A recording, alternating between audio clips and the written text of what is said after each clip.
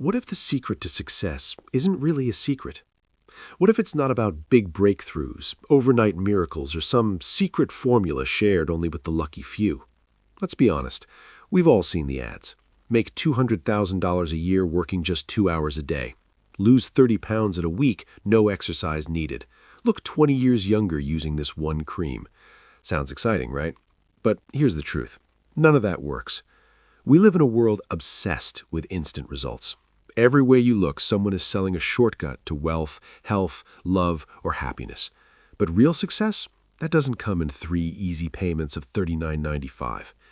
This book, The Compound Effect, cuts through the noise. It brings us back to the basics, the timeless principles that actually work. No hype, no gimmicks, just real, lasting results. So what is the compound effect? It's the idea that small, consistent actions repeated over time create massive success. Not in a week, not in a month, but over time, with discipline, focus, and commitment. Author Darren Hardy isn't just giving you theory. He's lived this. He's tested these principles in his own life and business. For over 20 years, he's studied success, what makes people thrive and what holds them back. He's worked with top achievers, interviewed the world's best minds, and read thousands of articles and books on personal development. He's not impressed by flashy breakthroughs anymore, because when you've seen enough of the real stuff, you can spot fake success a mile away. As Darren's mentor, Jim Rohn, once said, "There are no new fundamentals. Truth is not new, it's old." This book is about those old truths, the unshakable fundamentals that lead to long-term success. And the best part? Anyone can apply them. No special talent, no fancy degree, no perfect background. Just small, smart choices made consistently over time. But here's a warning. Success isn't easy. It's slow, repetitive, and yes, sometimes boring. It takes patience, it takes discipline, it takes work. So if you're looking for a quick fix or an easy button, you won't find it here. But if you're ready to take full control of your habits, if you're tired of false promises, if you're serious about changing your life, then this book and The Compound Effect will change everything. You don't need more information, you need a new plan of action. This is the operator's manual for your success, the system behind everything that works. And once you learn to use it, there's nothing you can't achieve. Let's get started. Chapter 1, The Compound Effect in Action. You've heard the saying, slow and steady wins the race, right? Think about the tortoise and the hare. In that story, I'm the tortoise. Not because I'm the fastest, the smartest, or the most talented. I win because I've built positive habits. And more importantly, I stick with them every single day. That's the power of consistency, and I'm its biggest fan. Most people fail not because they don't start, but because they don't continue. They lack consistency. But I learned it early from my dad. When I was just a baby, my parents split. My dad raised me on his own. And trust me, he wasn't the soft and cuddly type. He was a tough, no-excuses football coach. And that discipline shaped my life. Every morning, like clockwork, he'd be out in the garage lifting heavy weights right next to my bedroom. That pounding sound of metal hitting concrete. It was my alarm clock. On the wall, he had a huge sign painted. No pain, no gain. Rain, cold, heat, it didn't matter. He showed up every single day. That consistency taught me something. It's not about motivation. It's about showing up whether you feel like it or not. After school, I had a long list of chores, raking leaves, sweeping, vacuuming, dishes, you name it. And falling behind in school, not an option. Sick days only allowed if you were throwing up, bleeding, or as Dad put it, showing bone. Yep, that actually came from one of his football games. A player asked to come out, and Dad said, "Not unless you're showing bone." The guy pulled back his jersey. His collarbone was sticking out. Only then was he allowed off the field. That was my dad. His philosophy was simple. If you're not naturally gifted, then you outwork everyone else. Not good at free throws? Shoot 1,000 a day until you get it. Bad at dribbling with your left hand? Tie your right hand behind you and practice for hours. Behind in school? Get a tutor and grind until you catch up. No excuses, just work. And the thing is, he walked the talk. From coach to top salesperson to business owner, he climbed every step with pure grit. But he didn't micromanage. He gave us space to figure things out. He believed in personal responsibility. You had to bring the results. Good grades? That meant a reward, like a giant banana split at Pring, our favorite ice cream spot. Bad grades? No ice cream, no reward. Simple, clear, fair. And let me tell you, that banana split was worth working hard for. I looked up to my dad. I wanted to make him proud and feared letting him down. He didn't lecture me about drugs or peer pressure. He just said, be the guy who says no. Don't just follow the crowd, be the one who stands out. That stuck with me. By the time I was 12, I had a schedule like a corporate executive. Sure, I complained sometimes. What kid doesn't? But secretly, I liked it. It gave me an edge. By 18, I was running a business and making 6 figures. By 20, I owned a house in a fancy neighborhood. By 24, I was earning over $1 million a year. And by 27, I had built a business worth more than $50 million, all before I turned 40. And my dad? He laughs about it now. He says there are a lot of ways to mess up a kid. At least my way worked out pretty well. Yes, I've had to learn how to slow down sometimes, to sit still, to take breaks without a business book in hand. But looking back, I'm grateful, because what my dad taught me and what I lived through is the compound effect in action. Those little daily disciplines, they added up. They built everything I have today. But maybe you haven't had that kind of coaching. Maybe no one ever showed you how powerful small, consistent actions can be. That's okay. That's what this book is for. Let's be real. We live in a world full of instant gratification. We're sold on the idea of quick fixes and instant results. Lose weight fast, get rich fast, be happy fast. But it's all a lie. There are no shortcuts to success. We've been tricked by marketing. We've been told success is easy. But the truth? Success takes effort, time, and consistency. In the next chapters, we'll break down the biggest myths, and I'll show you exactly how the compound effect works and how to make it work for you. Let's dive in. You haven't experienced the payoff yet. Let me tell you something important. The compound effect is all about making small, smart choices consistently over time. That's it. No big moves, no dramatic moments, just small decisions done daily. Sounds too simple? That's where most people go wrong. Here's what makes the compound effect so powerful. It works quietly, silently, invisibly at first. You don't lose 30 pounds in a week. You don't become a millionaire in a month. You don't master a new skill in 5 days. In the beginning, it feels like nothing is happening. You start going for a jog every morning, and after 8 days, you still look the same. You've been practicing piano for 6 months, and all you can play is chopsticks. You've been saving money for 3 years, but your investment account still looks tiny. So what do most people do? They give up. They say, this isn't working, it's too slow, it's not worth it. And that's the tragedy, because if they had just kept going, the results would have started to show. Think about it like this. Small, smart choices done consistently over time equals radical transformation. It's a simple formula, but don't mistake simple for easy. This is why the compound effect is often ignored. We live in a world of instant everything. Instant food, instant entertainment, instant answers. But success, real success, is never instant. It takes patience, faith, and persistence. Here's the truth. The steps you take might feel small. They might seem boring. They might even look pointless at first. But stacked up, over time, those steps will change your life. The compound effect is like planting seeds. At first, the soil looks the same. Days go by, weeks even, with no visible change. But under the surface, something is happening. Keep watering, keep showing up, and one day you'll see growth. And soon after that, the harvest will blow your mind. So don't be fooled by what you can't see yet. Keep taking those steps, keep showing up, because the payoff is coming, and it's going to be massive.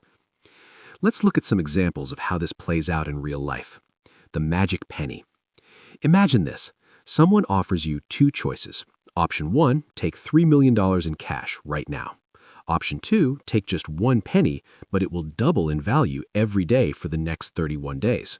Which would you pick? Most people would grab the $3 million in a heartbeat. I mean, it's sitting right there. Instant money, no wait, no risk. But here's the twist. That tiny penny, if it doubles every day for 31 days, it'll be worth over $10 million by the end. Sounds impossible, right? Let's break it down. Day 1 to day 10. You chose the penny. Your friend takes the $3 million. After day 5, you've got 16 cents. Meanwhile, your friend is probably shopping for a new car. By day 10, you've made it to just $512. Your friend, still sitting on that huge $3 million. You're starting to wonder, did I make a mistake? Day 20. Now you're 20 days in, only 11 days left. Your penny is finally over $5,000. Not bad, but still a long way from $3 million. Your friend's still living large. You still waiting, watching, wondering if this is ever going to work. But then something starts to happen. The magic of compound growth begins to reveal itself.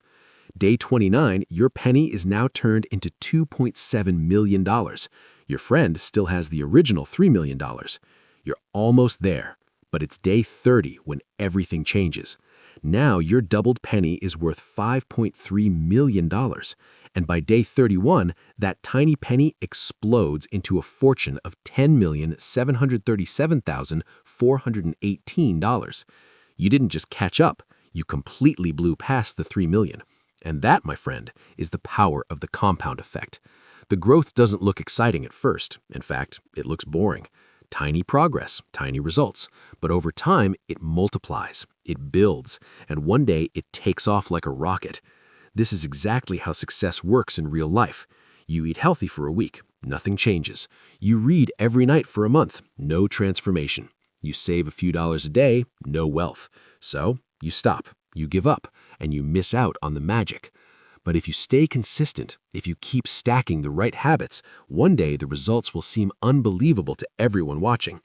So remember this formula. Small, smart choices plus consistency plus time equals radical transformation. The penny isn't magic. The compound effect is. The story of three friends. Let me tell you a story about three ordinary guys. They all grew up together, live in the same neighborhood, make about $50,000 a year. Each one is married, each one has average health and a little bit of that post-marriage belly. Meet Larry, Scott, and Brad. Larry. Larry keeps living life as he always has. No major changes, no new habits. He's fine. But deep down, he wonders why nothing ever seems to improve. Scott. Scott decides to make some small positive changes. He starts reading 10 pages a day of a good book. He listens to 30 minutes of self-improvement audio during his commute. And after reading an article by Dr. Oz, He decides to cut just 125 calories from his diet every day. That's as simple as skipping one soda or switching from mayo to mustard. He also walks a bit more, just a few extra steps a day. Nothing drastic, no big effort, but he's consistent. Brad, on the other hand, makes a few not-so-great choices. He buys a new big-screen TV to binge his favorite shows. He's been cooking more, especially those cheesy, creamy recipes from the Food Channel. He even installs a bar at home and adds one extra drink a week to his routine. It's nothing extreme, just a little more indulgence, a little more comfort. Fast forward 5 months, guess what? There's no noticeable difference between them. They all look the same, feel the same, life seems unchanged. 10 months later, still no major difference. Scott's still reading, Brad's still relaxing, Larry's still doing what he's always done. 18 months in, now we're starting to notice small changes, just barely. By month 25, the changes are clear. Scott looks fitter, more energetic. Brad is gaining weight, looking sluggish, and Larry is, well, still stuck. Month 27, now the difference is obvious, and by month 31, the results are stunning. Brad has gained 33.5 pounds. Scott has lost 33.5 pounds. That's a 67-pound swing between the two. Let's do the math. 125 extra or fewer calories a day times 940 days is equal to 117,500 total calorie difference. 117,500 calories divided by 3,500 calories per pound is 33.5 pounds. Same time, same kind of people, but completely different outcomes. But it's not just about weight. Scott has read nearly 1,000 hours of books and listened to inspiring audio every day. He's applying what he learned. He's earned a promotion, got a raise, and his marriage is thriving. Brad, he's unhappy at work. His marriage is struggling, and he can't figure out what went wrong. And Larry, well, he's still the same, just a little more frustrated that life hasn't changed. The point is this: the compound effect is real. It works for you or against you. Small, smart choices made consistently over time create a massive difference. At first, it looks like nothing is happening, but one day, boom, it seems like someone became an overnight success. But that success, it's not overnight. It's the result of hundreds of quiet, invisible wins. So ask yourself, which friend do you want to be? Brad, who lets life slip away with small, poor choices, Larry, who stays stuck in place, or Scott, who commits to tiny improvements and ends up transforming his life. The compound effect is always working. The only question is, are you using it to build your life or letting it break you down? How one muffin changed everything. The story you just heard about the three friends might have seemed a little dramatic, but the truth is, it goes even deeper than that. Because the compound effect doesn't just change what's visible, it starts to shape everything beneath the surface too, like a small drop in water that sends ripples across an entire lake. Let's look closer at one small decision. Meet Brad again. One day, Brad decides to try out a muffin recipe he saw on the Food Channel. He bakes it, it turns out great. His family loves it. He feels proud. It seems innocent, even heartwarming. So he bakes again and again. Sweets become a more regular part of his routine. He's loving his own cooking and eating more than his share, not enough to raise eyebrows, but enough to tip the scales. What happens next? At night, Brad feels sluggish. He doesn't sleep well. He wakes up feeling groggy. That makes him cranky, and his mood starts affecting his work performance. He's now a little less productive, which leads to a few disappointing comments from his boss. That discouragement carries over, and now Brad starts disliking his job. The drive home feels longer, the stress feels heavier, and so he reaches for comfort food again to unwind. The cycle begins. Once upon a time, Brad would take evening walks with his wife, but now he just doesn't feel like it. Low energy, no motivation, so the walks stop. Their conversations become shorter, their connection weaker. His wife misses their time together. She wonders what's changed, and since Brad's no longer getting fresh air, he's not getting those endorphin boosts that kept his mood in balance. He feels low, unhappy, and it spreads. Brad starts noticing flaws in himself and in others. He doesn't compliment his wife anymore. He feels a little out of shape, a little less confident, a little less romantic. Late at night, he turns on the TV, not for entertainment, but for escape. His wife begins to feel lonely. She tries to talk to him. She complains, but Brad feels like she's just nagging. She becomes needy, then distant. She pours her energy into her work, spends more time with friends. Men begin to notice her, flirt with her. She doesn't cheat, but she feels seen again. Brad can feel something's off, but instead of looking inward, he blames her. He's confused, frustrated. He doesn't realize that it all started with that small muffin habit and how it snowballed into something so much bigger. Meanwhile, his friend Scott, the one reading 10 pages a day, he's thriving. He feels energized, focused, connected. He's getting promoted. He's more present at home. His relationship is flourishing. Not because he made one giant leap, but because he repeated simple daily disciplines consistently. That's what Jeff Olson, author of The Slight Edge, calls simple disciplines versus simple errors in judgment. Every day we're making a choice, and the compound effect never stops working. The results are predictable, they're measurable, they're guaranteed if you stay the course. And that's the good news. You don't need to wait for some giant breakthrough or summon a dramatic burst of motivation. You don't need to perform a grand, heroic act. All you need is to take tiny steps, repeat them consistently, and give them time. That's the target. The truth is, we've been conditioned to believe in flashy, all-or-nothing transformations. Society praises big wins, not slow progress. But that mindset leaves people burned out, disappointed, and stuck. Instead, choose the quieter, smarter path. Choose the one that compounds. In the book, there's a chart, figure 1, that shows 2 lines. At first, both are almost flat, no change, no result. But slowly, one line starts to curve upward, the other downward. The gap grows and grows and explodes over time. That's the compound effect. It starts with tiny, invisible choices, but eventually it creates massive, visible results. So, let me ask you this. Are you planting seeds for success or sowing the slow downfall of your own potential? Remember, one muffin didn't ruin Brad's life, but his daily choices did. Just like one salad didn't transform Scott, but his daily habits built a new life.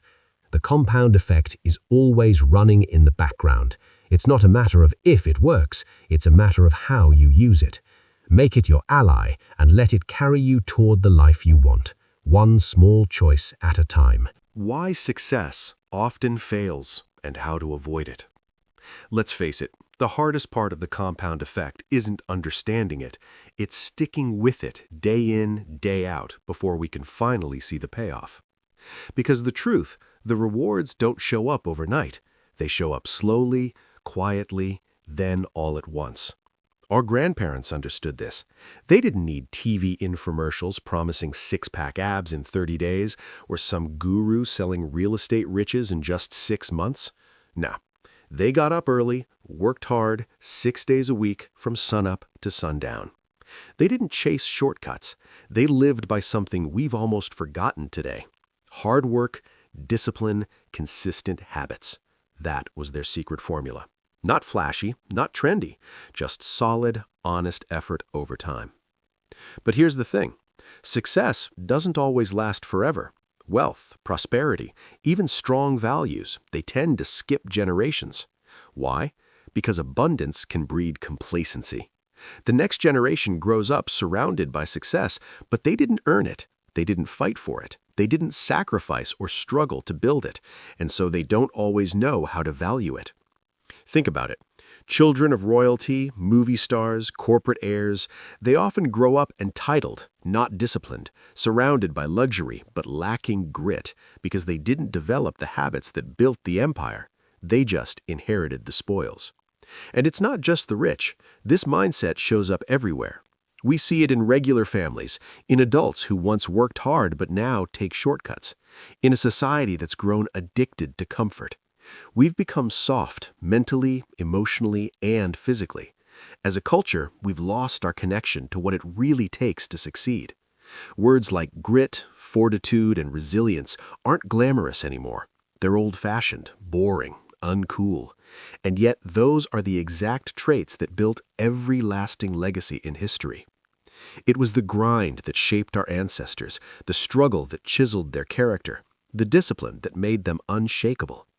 But here's the pattern we often ignore. Nothing fails quite like success. Yes, you heard that right. Success left unchecked often leads to failure. Why? Because once people get comfortable, they stop doing the things that got them there. Just like the great empires of history, Egypt, Greece, Rome, Spain, France, England, they didn't fall because of enemies, they fell because of complacency. They stopped striving, they stopped growing, they got lazy and crumbled from within. It's like the story of the boiling frog. If you drop a frog into boiling water, it'll jump out immediately.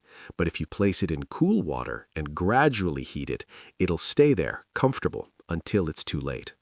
That's what happens with success.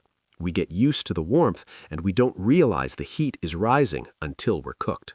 So, what's the solution? It's simple, but not easy. We need to reclaim the work ethic our grandparents had. We need to restore our discipline, our character, and our will to do what's hard, not just for the country, but for your own life. Don't fall for the magic pill mindset. You can wait on the couch for your dreams to manifest or chant all the affirmations in the world.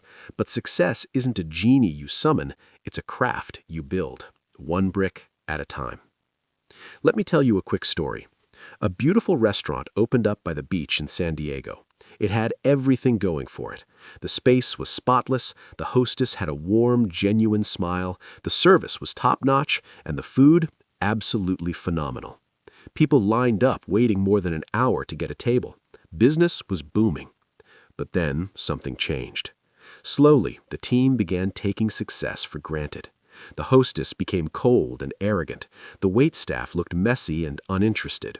The food, sometimes good, sometimes disappointing. The magic that once set them apart was gone. Not all at once, but piece by piece. 18 months later, they were out of business. Not because the food wasn't good enough, but because they stopped doing the things that made them successful in the first place. Their success blinded them, and it led to their downfall. So here's the truth, loud and clear. You will never change your life until you change something you do daily. Success is not about the big wins. It's about the small disciplines repeated over time without fail. The compound effect doesn't reward talent or luck. It rewards persistence. It rewards those who keep going long after the excitement fades. So, are you willing to show up even when no one is watching? Even when it's boring? Even when the results are invisible?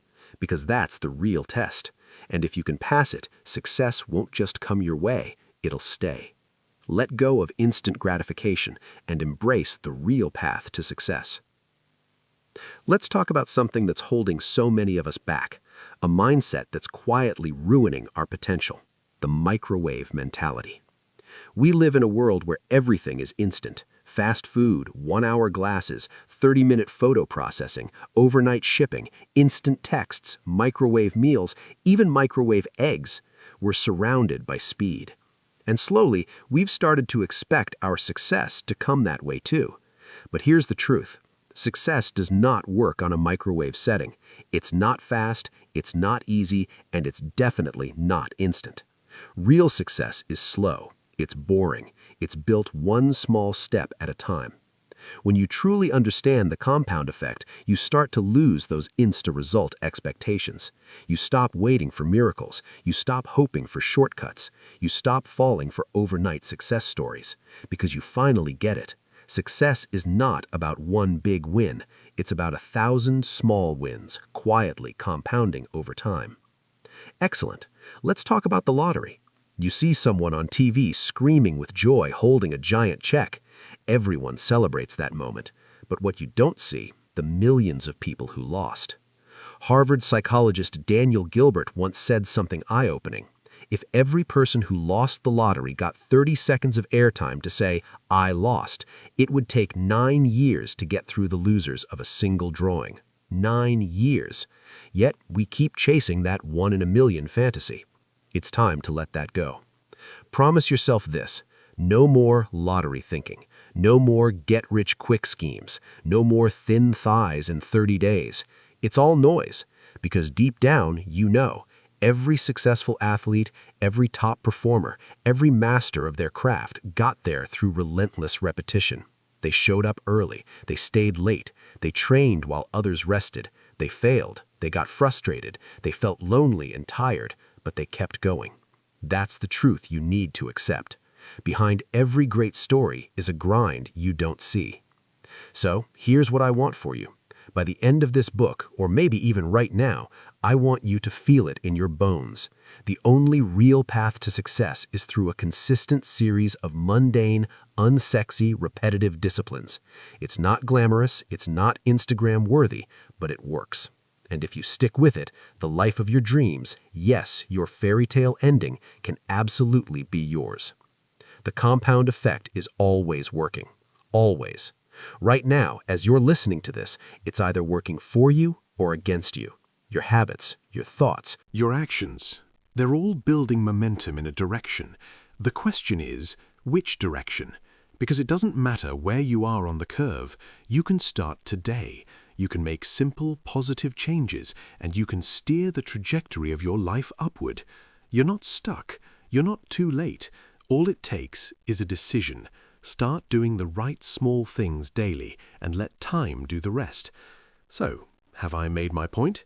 Let go of the microwave mentality. Forget the shortcuts. Forget the instant fixes, because your future success won't be the result of some magical overnight breakthrough. It will come from your daily choices, repeated again and again. In the next chapter, we're going deeper. We'll uncover the one thing that controls your entire life.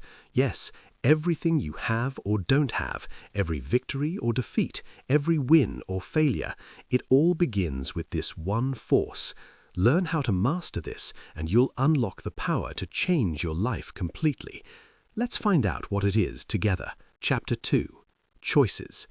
We all come into this world the same way, naked, scared, and clueless. None of us arrive with a manual. We all start with a clean slate. But from that moment on, the life we build, the success we achieve, the struggles we face, all come down to one simple thing: the choices we make. Yes, choices. Every choice you make becomes a brick in the foundation of your life. These choices can be your best friend, paving the way to your goals, or they can be your worst enemy, steering you far away from the life you desire. Think about it. Everything you have in your life right now, your job, your relationships, your health, your habits, it all exists because of a choice you made at some point. Choices are at the root of every single result in your life. And here's the key. Every choice you make starts a behavior. That behavior, when repeated, becomes a habit. Over time, your habits shape your destiny. If you choose poorly, life will nudge you back to the drawing board. You'll be forced to make new, often tougher choices. And if you avoid choosing altogether, you've still made a choice. The choice to be passive, to let life happen to you rather than taking charge. You see, you make your choices, but then your choices make you. Every single decision, no matter how small, alters the course of your life. Whether it's deciding to go to college or not, choosing who you marry, whether you take that last drink before driving, whether you join in gossip or stay silent, even deciding to say "I love you" or to stay quiet, all these small choices create a ripple effect that compounds over time, shaping your future in ways you can't even imagine in the moment. That's the compound effect in action. This chapter is about becoming aware of your choices. It's about making choices that expand your life, not limit it. It might sound complicated, but trust me, you'll be surprised at how simple it really is. From this point forward, you'll stop making 99% of your choices unconsciously. No longer will your routines and daily behaviors be automatic reactions based on old habits and societal programming. You'll start asking yourself powerful questions. How many of my behaviors have I never consciously voted on? What am I doing every day that I didn't intentionally choose to do? And more importantly, why do I continue to do them? By using the same simple strategies I've applied in my own life, strengthened by the unstoppable compound effect, you'll start to loosen the grip of those invisible habits that are pulling you off course. You'll learn how to hit the pause button, giving yourself a moment to stop before you make a choice that leads you into idiot territory. You'll find that making smart choices becomes easier. You'll develop behaviors and habits that support your goals, not sabotage them. Now, here's something important. Your biggest challenge isn't that you've been making bad choices on purpose. Oh no, that would be easy to fix. If we knowingly made bad decisions, we could simply stop. The real problem is that you've been sleepwalking through your choices. Half the time, you're not even aware you're making them. It's not that you lack intelligence, it's not that you're lazy. The truth is, many of your choices are invisible to you because they are so deeply woven into your routines, habits, culture, and upbringing. You're following patterns that have been programmed into you over years, often without question. Let me ask you, have you ever been going about your day, enjoying life, when suddenly you make a stupid choice, or maybe a series of small, seemingly harmless choices that ultimately derail your progress?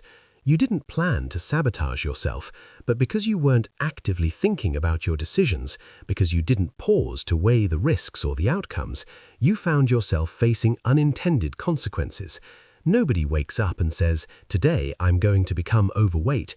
No one sets a goal to go bankrupt. No one dreams of getting a divorce. But these outcomes often happen not because of one huge mistake, but because of a series of small, poor choices. Choices made without awareness. One extra slice of pizza here, skipping a workout there. Over time, these tiny choices compound into significant consequences. This chapter is your wake-up call. It's about taking ownership of your choices.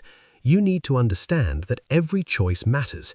You need to become intentional, deliberate, and mindful of the decisions you make, no matter how small they seem. Because over time, the compound effect doesn't miss a single choice, it multiplies everything. The good news, you can change the direction of your life by making simple, better choices consistently. You don't have to overhaul your entire life in one day. You just need to start choosing wisely, moment by moment. And here's the secret. When you become aware of your choices, you gain power. The power to direct your life intentionally instead of letting life happen to you. So, as you move forward from here, I want you to remember one thing. You are the sum total of your choices. The life you are living today is the result of choices you made in the past, and the life you will be living tomorrow depends on the choices you make today. Choose consciously, choose wisely, because once you make a choice, that choice starts making you. Elephants don't bite, but mosquitoes do. Let me ask you something. Have you ever been bitten by an elephant? No, but I bet you've been bitten by a mosquito, haven't you? It's always the small things that bite us. We often imagine that it's the massive, catastrophic mistakes that ruin people's careers, relationships, or lives. And yes, sometimes we do see those dramatic collapses, a comedian's career shattered in seconds because of a careless, offensive rant, a celebrity once adored for their humanitarian work caught in a drunken scandal saying things they can never take back, or even an admired athlete suddenly lashing out at an official in a fit of rage. These moments are loud, they grab headlines, they're unforgettable. But here's the truth. For most of us, it's not the elephants that destroy our progress. It's not these extraordinary, massive mistakes that are the problem. No, for people like you and me, it's the small, frequent, seemingly insignificant choices that slowly, almost invisibly derail our success. I'm talking about the little decisions, the ones you think don't matter at all. It's the small, invisible habits that quietly pile up unnoticed and take you far off course. Sometimes these choices are obvious bad moves, careless and boneheaded. Sometimes they appear harmless, like small indulgences, and sometimes they even look like positive choices on the surface. But don't be fooled. These seemingly minor decisions can completely throw you off track, simply because you're not mindful of them. You're on autopilot, not paying attention, and when you're not aware, the compound effect is still working, but it's working against you. You're still compounding, but in the wrong direction. Let me give you a few examples. You decide to grab a soda and a bag of chips. You're not really hungry, you're just bored. Before you know it, you've polished off the entire bag, and just like that, you've thrown away an entire day of healthy eating. But it was just a small choice, right?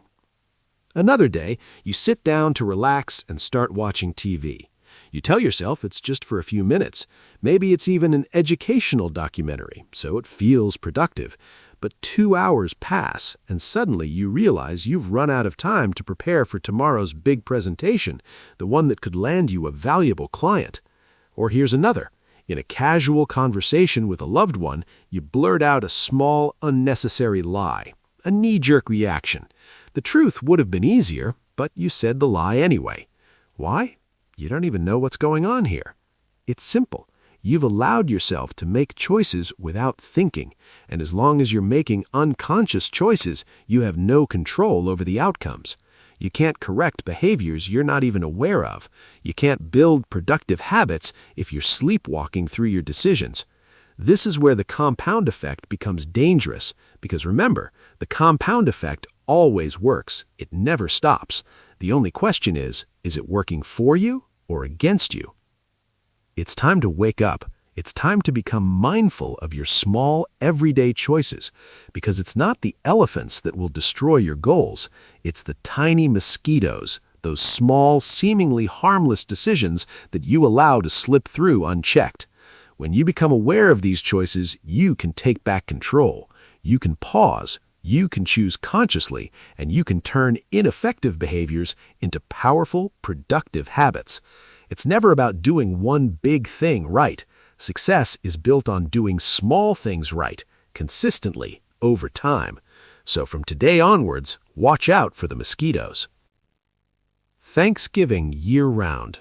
The power of gratitude in relationships. It's easy to point fingers at others, isn't it? My boss is the reason I'm not getting ahead. I missed that promotion because of a backstabbing coworker. I'm always in a bad mood because my kids drive me crazy. We all do it. Blaming others for our problems is a natural reflex, especially in relationships, romantic ones in particular. It's always the other person who needs to change, right? Wrong.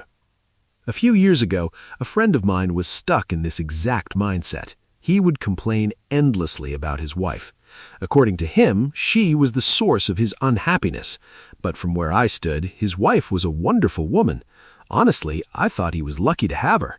Yet, no matter what I said, he kept pointing out her flaws, blaming her for everything wrong in his life. That's when I decided to share with him an experience that had transformed my own marriage. One Thanksgiving, I made a decision. I decided to keep a Thanksgiving journal for my wife. Every single day for an entire year, I wrote down at least one thing I appreciated about her. It could be something simple, the way she laughed with her friends, how she cared for our dogs, the way she made our bed, a delicious meal she cooked, or even how beautifully she styled her hair.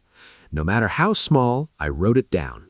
I started noticing things I had previously overlooked, the small acts of kindness, the subtle gestures of love, the unique qualities that made her who she was. Day by day, entry by entry, I filled up that journal. For a whole year, I focused on what she was doing right. The following Thanksgiving, I gave that journal to her as a gift. She cried. She told me it was the best gift she had ever received, better than the BMW I'd given her for her birthday. But here's the truth. The person most affected by this journal wasn't her, it was me. You see, by choosing to focus on my wife's positive qualities every single day, my perspective began to shift. I started seeing her through a lens of gratitude and appreciation. I wasn't focusing on what annoyed me. I was consciously looking for reasons to be grateful. And something incredible happened. All the small things that used to bother me began to fade away. They became insignificant compared to the ocean of positive traits I was discovering. I fell in love with her all over again. Not because she changed, because I changed how I looked at her. My attitude towards her became softer, kinder, more appreciative, and naturally, she responded to me in a more loving way. This created a positive cycle. The more I appreciated her, the better I treated her.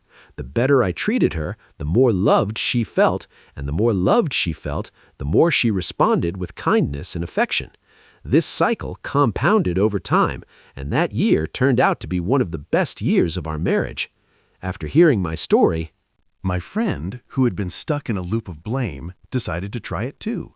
He started his own Thanksgiving journal for his wife. At first, it was hard for him.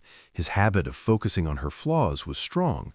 But slowly, as he forced himself to look for her good qualities, things started to shift. Within a few months, his entire perspective changed. He began interacting with his wife differently. He was more patient, more affectionate, more understanding.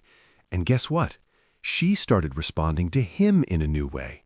The way he chose to see her changed their entire relationship. The old cycle of blame and criticism was replaced by a new positive feedback loop of appreciation and love. The compound effect was in full force, but this time it was compounding in their favor. All of this started from a simple daily act that took 5 minutes. 5 minutes of intentional gratitude.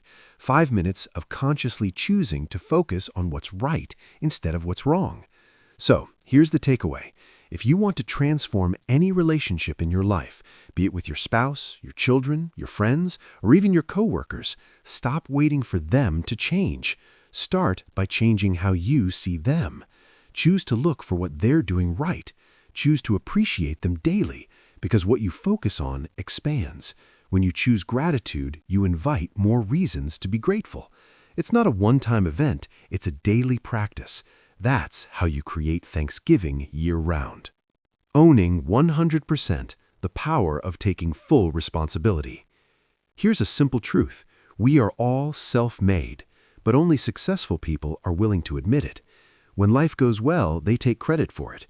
When life goes wrong, they take responsibility for it too. I was just 18 years old when I first learned about personal responsibility. I attended a seminar that completely changed the way I saw my life. The speaker asked a simple question: what percentage of responsibility do you have in making a relationship work? Being young and full of wisdom, I quickly answered 50-50. Both people must do their part. Others in the room chimed in 51-49. You have to be willing to give a little more than the other person. 80-20. Real love means sacrifice. But then the instructor turned to a large paper and wrote 100. He said, you have to be willing to give 100% with zero expectation of receiving anything in return. That hit me hard because it meant this: only when you take 100% responsibility for making a relationship work will it work. If you leave it to chance, blaming the other person or waiting for them to change, it will always be unstable. But this idea wasn't just about relationships. It applied to everything in life. If I chose to take 100% responsibility for my choices, my actions, and even how I responded to what happened to me, I would hold the power. Everything would be up to me. No more blaming the economy, my boss, the weather, my upbringing, or any other excuse. Now, I know most people think they already take responsibility for their lives, but look closely. Have you ever blamed traffic for being late? Or said you're in a bad mood because of something your spouse or coworker did? Maybe you said, I couldn't finish the work because the printer was slow. Or, I'm stressed because my teenager is being unreasonable. In all these situations, you're handing over your power. You're saying your life is controlled by others, by circumstances. But here's the truth. You were late. Maybe you should have left earlier. The printer was busy. Shouldn't you have printed it sooner? The presentation got messed up. Did you double-check it? Your teen is difficult. There are tons of books and resources to help you improve how you handle it. You are 100% responsible for everything you do, don't do, or how you react to what happens to you. This mindset will change your life. It changed mine. I realized that success isn't about luck or the perfect situation or waiting for someone else to fix things. If it's going to be, it's up to me. No matter who's in charge of the country, no matter what's happening in the economy, no matter what someone else says or does, I am in control of me. When you choose to give up the habit of blaming, when you stop waiting for someone else to fix things, when you take 100% ownership of your life, you become free. You hold the power to change your destiny. And that's the ultimate jackpot, getting lucky. The truth about luck and success. Maybe you've thought to yourself, I'm just not lucky. Maybe you believe that some people are destined for success while others are doomed to struggle. But here's the truth. That's just an excuse. The difference between people who are rich, happy, and healthy and those who are broke, depressed, and unhealthy is not luck. It's the choices they make day after day, moment by moment. Sure, luck exists, but it's not what you think. If you woke up today, if you're breathing, if you have your health, if you have some food in the kitchen, you are lucky. Many people in this world don't even have that. The problem is most people don't recognize how lucky they already are. Luck is not some magical force that picks favorites. It's not a lottery ticket that randomly lands in someone's lap. Luck is something that everyone has access to. But what separates the successful from everyone else is how they respond when luck shows up. I once asked Richard Branson, the billionaire entrepreneur, whether he believed luck played a part in his success. He said something powerful. Yes, of course, we are all lucky. If you live in a free society, you are lucky. Luck surrounds us every day. We are constantly having lucky things happen to us, whether you recognize it or not. I have not been any more or unlucky than anyone else. The difference is, when luck came my way, I took advantage of it. That last part is key. Luck is useless if you're not prepared to act on it.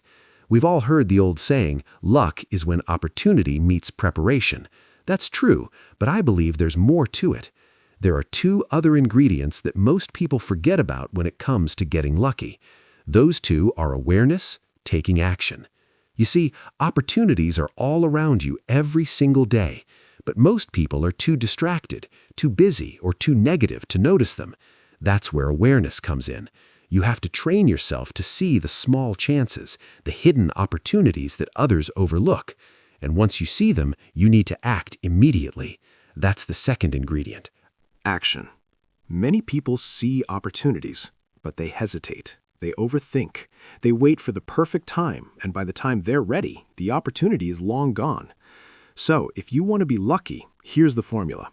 Prepare yourself. Develop your skills, mindset, and readiness. Stay aware. Keep your eyes open for opportunities. When luck shows up, take action without delay. Success isn't about luck choosing you, it's about you being ready to choose luck when it arrives. The complete formula for getting lucky. People often think luck is this magical force that randomly blesses some people and ignores others. But here's the truth. Luck isn't random. Luck follows a formula. And once you understand it, you'll see that luck isn't about chance. It's about preparation, mindset, and action. Here's the simple formula for getting lucky. Preparation plus attitude plus opportunity plus action equals luck. Let's break that down. Number 1, preparation. Be ready before luck knocks. Luck loves people who are prepared. When you're constantly improving yourself, building your skills, gaining knowledge, expanding your network, and strengthening your resources, you position yourself to take advantage of opportunities when they show up. The legendary golfer Arnold Palmer once said, "It's a funny thing. The more I practice, the luckier I get." That's not a coincidence. When you prepare daily, you create your own luck because you're ready to act when a chance appears. Number 2, attitude. You'll only see luck if you believe in it. This is where most people miss out. Attitude is about having the right mindset, the belief that luck is all around you. If you believe opportunities are scarce, you'll never see them, even when they're right in front of you. But if you train your mind to look for the positive, to search for chances, you'll start noticing opportunities everywhere. As Richard Branson said, luck is always around us. The difference is whether we recognize it.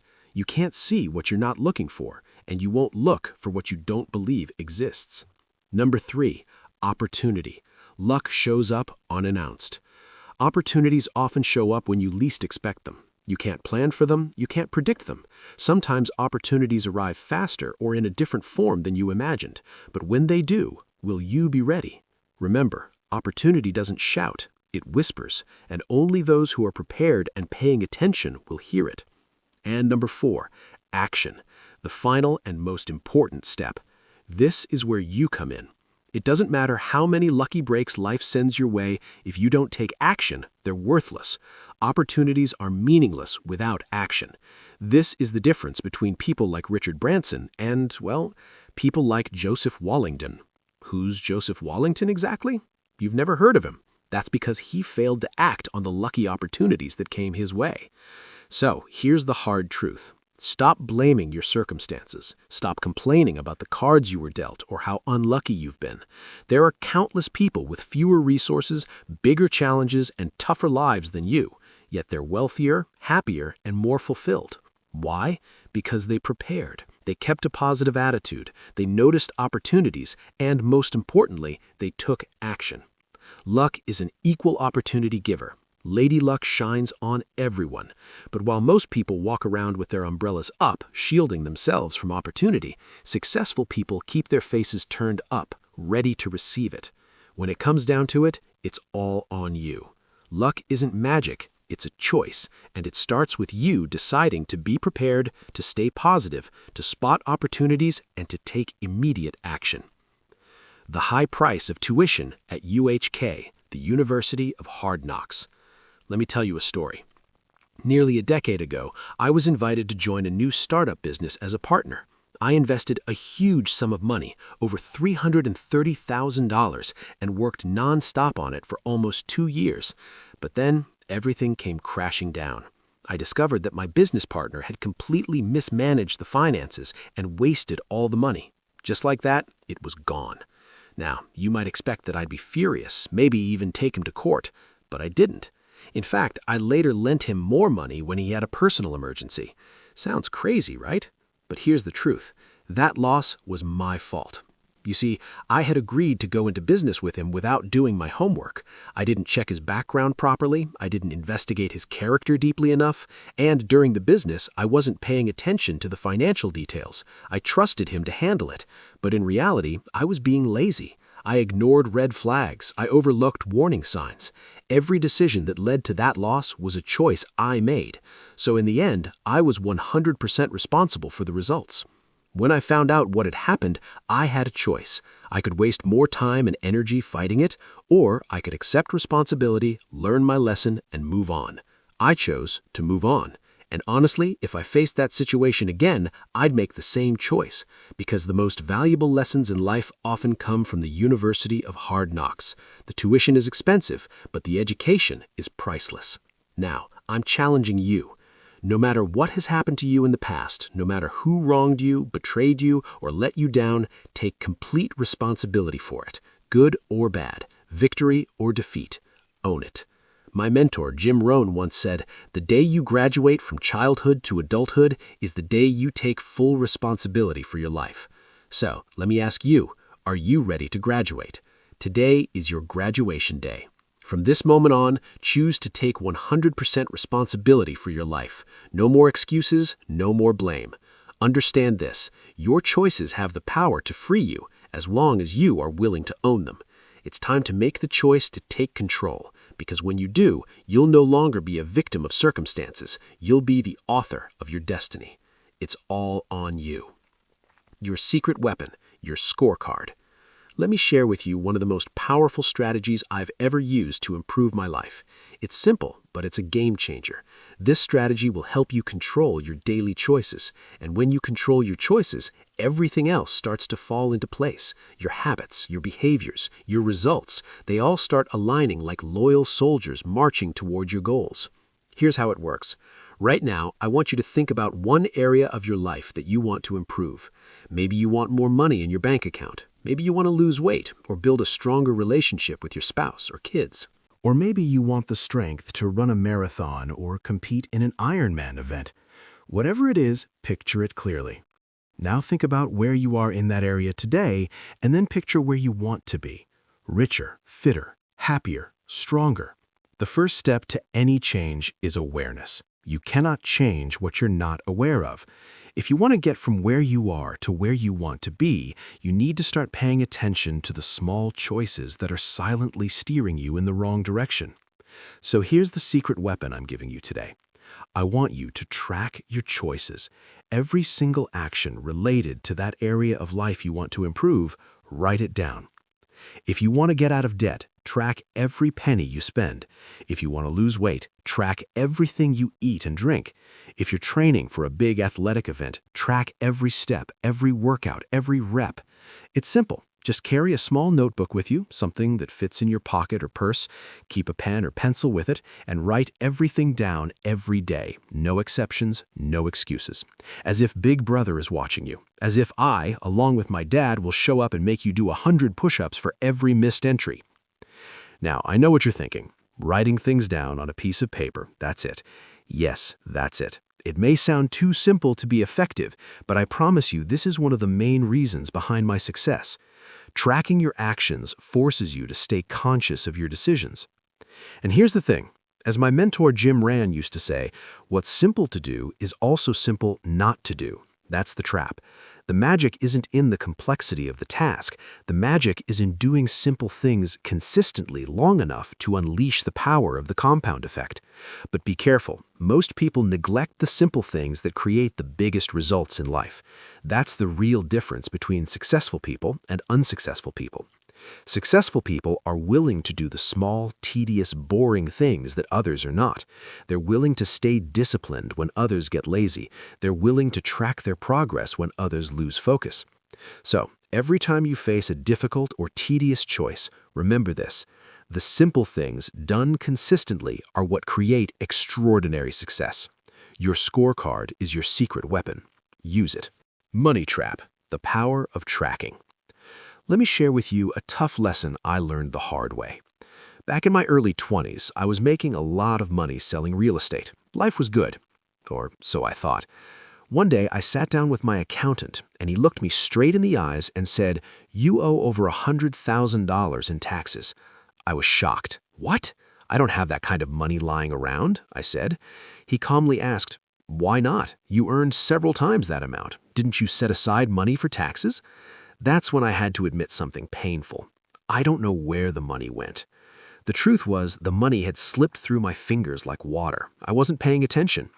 Then my accountant did me a huge favor. He gave me a reality check.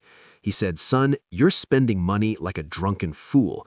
You don't even know where the money's going. That's stupid. Stop it. You're digging your financial grave with your own wallet." That was a wake-up call. He told me to do one simple thing that completely changed my life. For the next 30 days, carry a small notebook in your pocket. Write down every single cent you spend. Whether it was $1,000 for a new suit or 50 cents for air at the gas station, it all had to go in the notebook. And you know what happened? Instant awareness.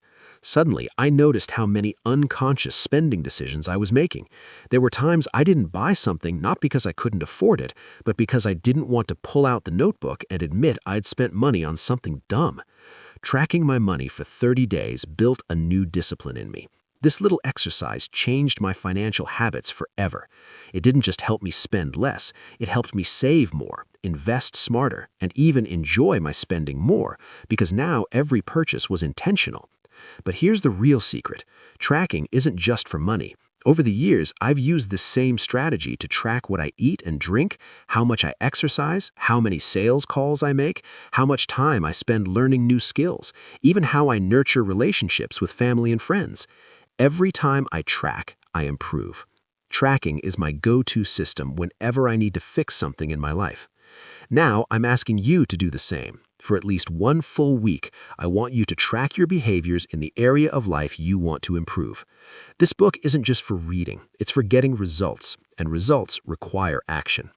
I know you've probably heard about tracking before. Maybe you've even tried it once or twice. But let me ask you, are you doing it now? Probably not. If you were, your life would already be working at a higher level. Tracking is how you get back on track. Think about it. How do casinos in Las Vegas make so much money? Because they track every table, every hand, every minute. How do Olympic trainers produce world-class athletes? Because they track every workout, every calorie, every micronutrient. All winners are trackers. And now I want you to start tracking your life with the same level of intensity. Tracking works because it brings moment-to-moment awareness to your actions. And here's a universal truth. You cannot improve what you don't measure. Professional athletes track every stat. Golfers track every swing. Pitchers track every pitch. Why? Because when their stats improve, they win more. When they win more, they earn more. From this moment on, I want you to track yourself as if you are a valuable commodity, because you are. This is the idiot-proof system I promised you. Regardless of how aware you think you are, believe me, you're not. Tracking will revolutionize your life and your lifestyle. It's simple, but it works. Start tracking. Keep it slow and easy. Start tracking your life. Okay, take a deep breath. Don't panic. We're not going to turn your life upside down overnight. We're starting off slow and easy.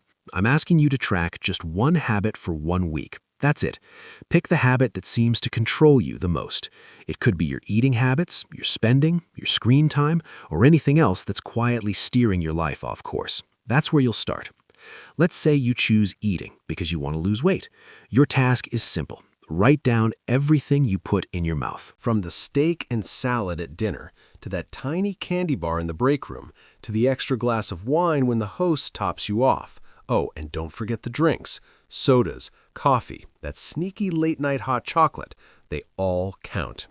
Now, I know this sounds simple, and it is, but only if you actually do it. That's why I want you to make a promise right now. Commit. Set the date. No turning back. So what will this tracking look like? It's not complicated. Each day, take a fresh page, write the date at the top, and start logging everything in that category. That's it. Keep it organized. Keep it relentless. What will happen after just 1 week? You'll be shocked. You'll realize how calories, dollars, minutes have been slipping away without you even noticing.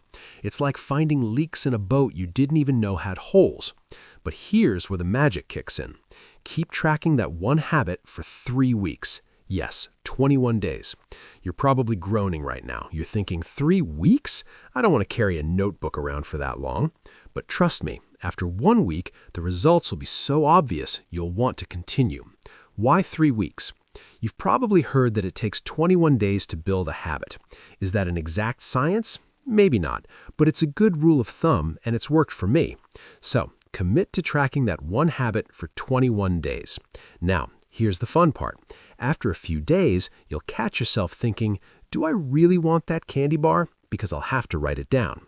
That little pause, that's awareness, and that pause will save you 200 calories. Skip that candy bar every day for 2 weeks, and guess what? You've already lost a pound without going on a diet. Or let's talk about that daily $4 coffee. At first, it seems harmless, right? But let's do the math. $4 a day for 3 weeks is $60. $4 a day for a year is $1,460.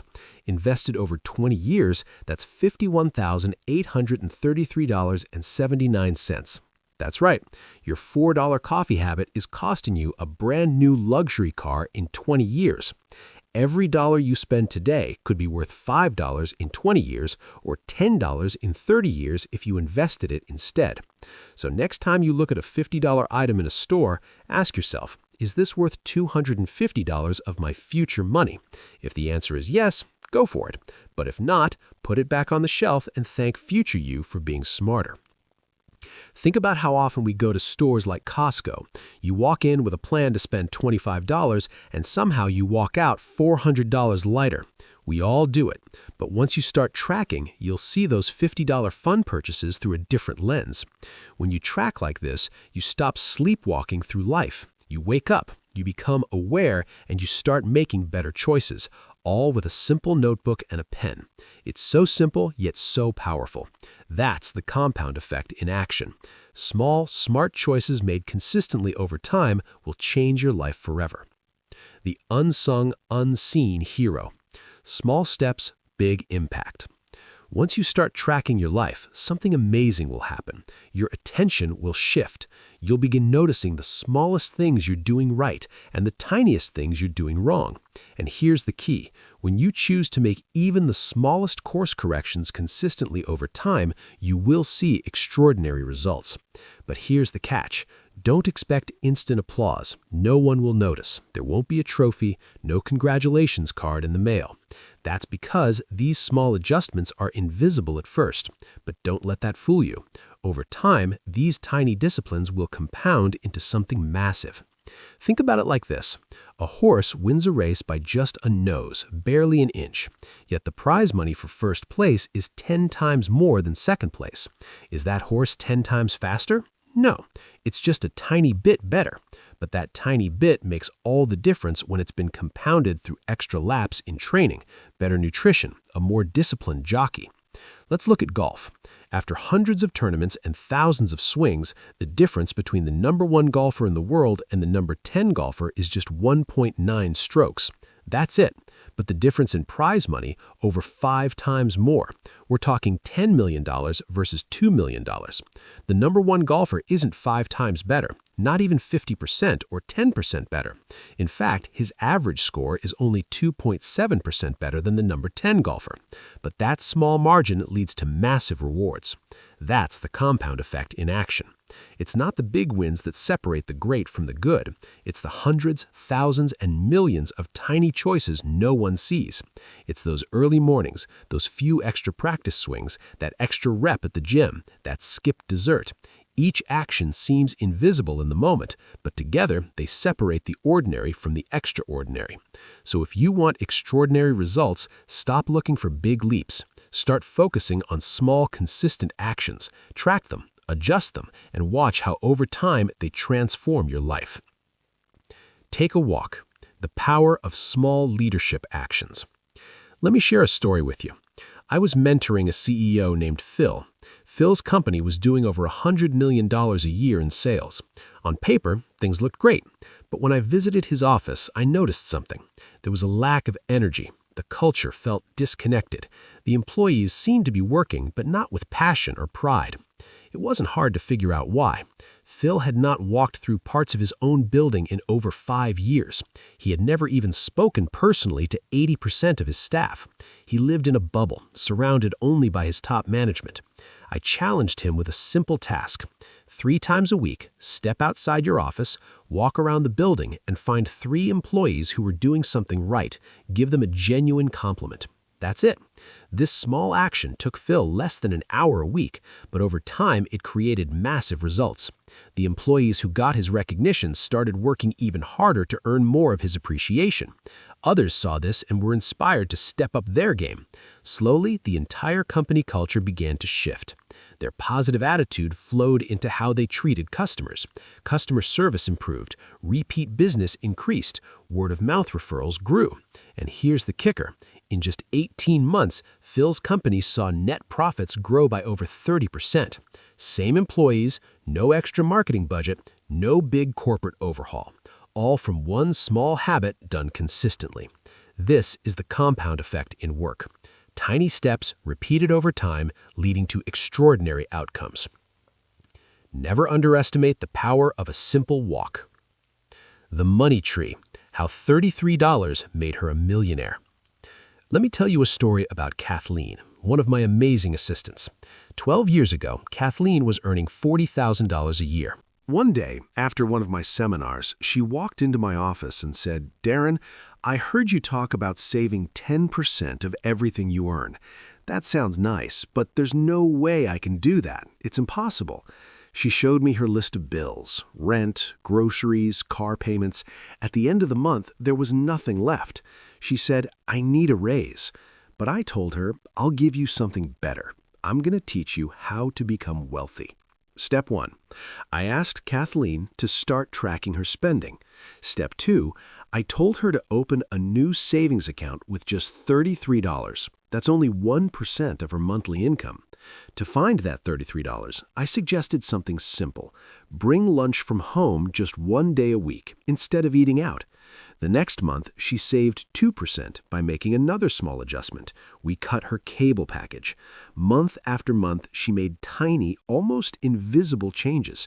She canceled her People magazine subscription, she stopped buying Starbucks coffee twice a week, and instead made her own gourmet coffee at the office. By the end of the year, Kathleen was earning 10% of her income. And the best part? She didn't even feel like she was sacrificing her lifestyle.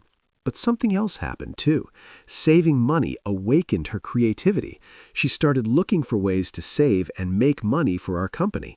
She came to me with a proposal. "If I can find ways to save the company money, will you give me 10% of the savings? And for new revenue ideas, will you give me 15% of the profits?" I agreed. By the end of her second year, Kathleen was earning over $100,000 a year, all from her base salary of $40,000. Soon after, she launched her own independent consulting business. Fast forward, I ran into Kathleen at an airport recently. She's now earning over $250,000 a year, and she's built more than $1 million in assets. It all started with saving just $33 a month. That's the compound effect. Small, simple actions done consistently over time, turning into a financial transformation. Kathleen didn't need a raise. She needed to plant her money tree. Time is of the essence. Start small, start now. Here's a simple truth. The earlier you start making small changes, the more powerfully the compound effect will work for you. Let me give you an example. Imagine your friend listens to Dave Ramsey's advice and starts investing $250 a month in an IRA right after college at age 23. But you wait until you're 40 years old to start saving. Maybe you got distracted. Maybe you started saving once but stopped because you didn't see any big gains. Fast forward, your friend stops investing at age 40. She doesn't put in another dime after that. You, on the other hand, keep investing $250 every single month all the way until retirement at 67. But guess what? When you're ready to retire, she will have over $1 million. You'll have less than $300,000. Even though you invested for a lot longer and put in $27,000 more than she did, you end up with 1/3 of what she has. That's the price of procrastination. Waiting to start those small, important habits costs more than you think. Now, you might be telling yourself, "I've started so late, I can never catch up." But that's just a story in your head.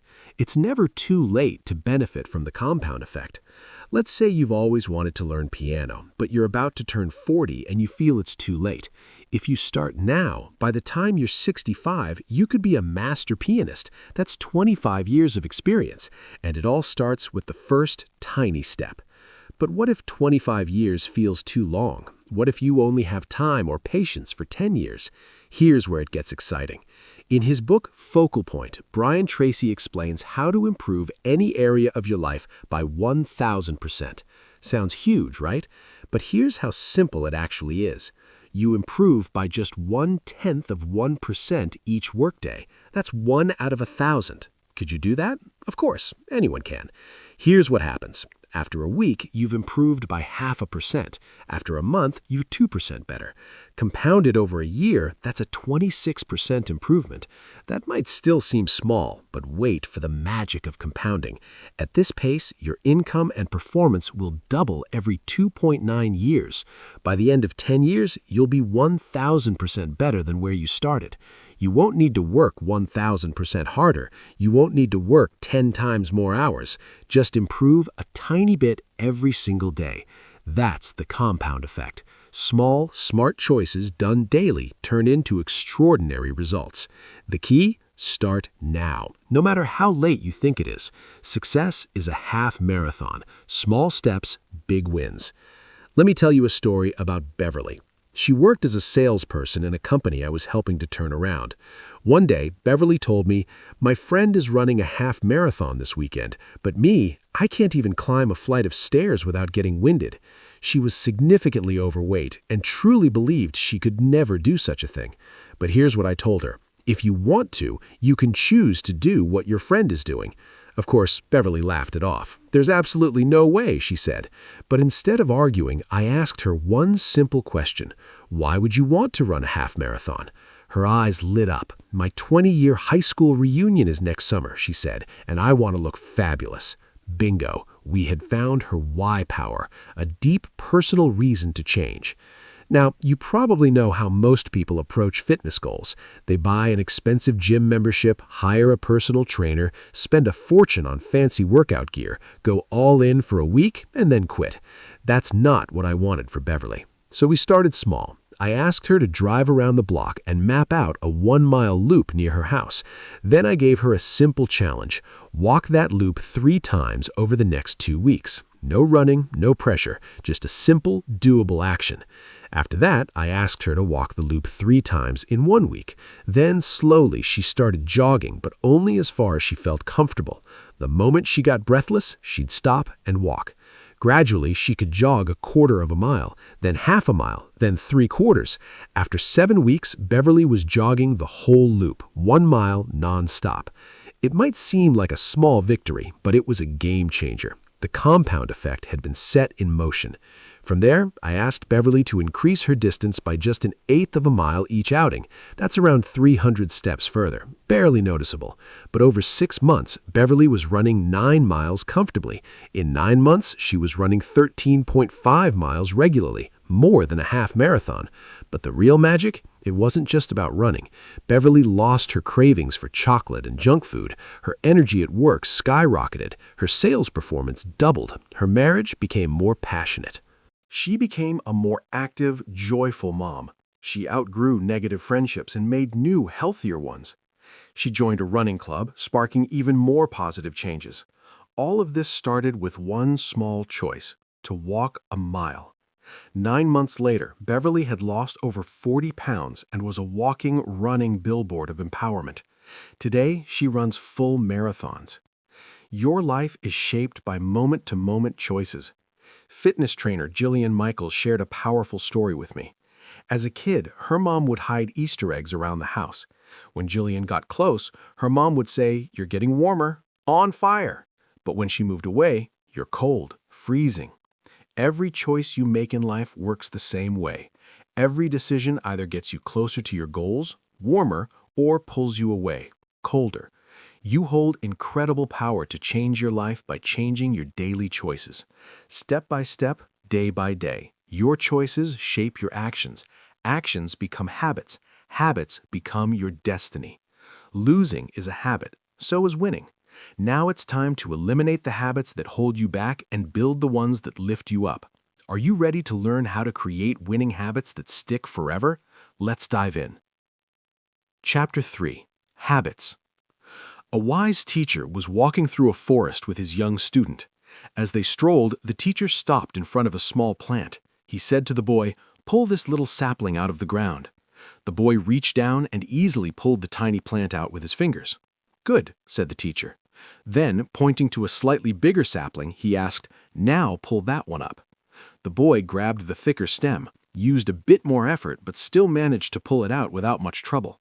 Next, the teacher showed him a small tree, about as tall as the boy himself. "Try to pull that one up now." This time it was not so easy. The boy tugged and pulled with all his strength. He had to use sticks and stones to loosen the soil and pry up the roots. Finally, after a lot of effort, the tree came out. The teacher then pointed to a huge oak tree towering high above them. "Now," he said, "pull up that tree." The boy looked at the massive oak.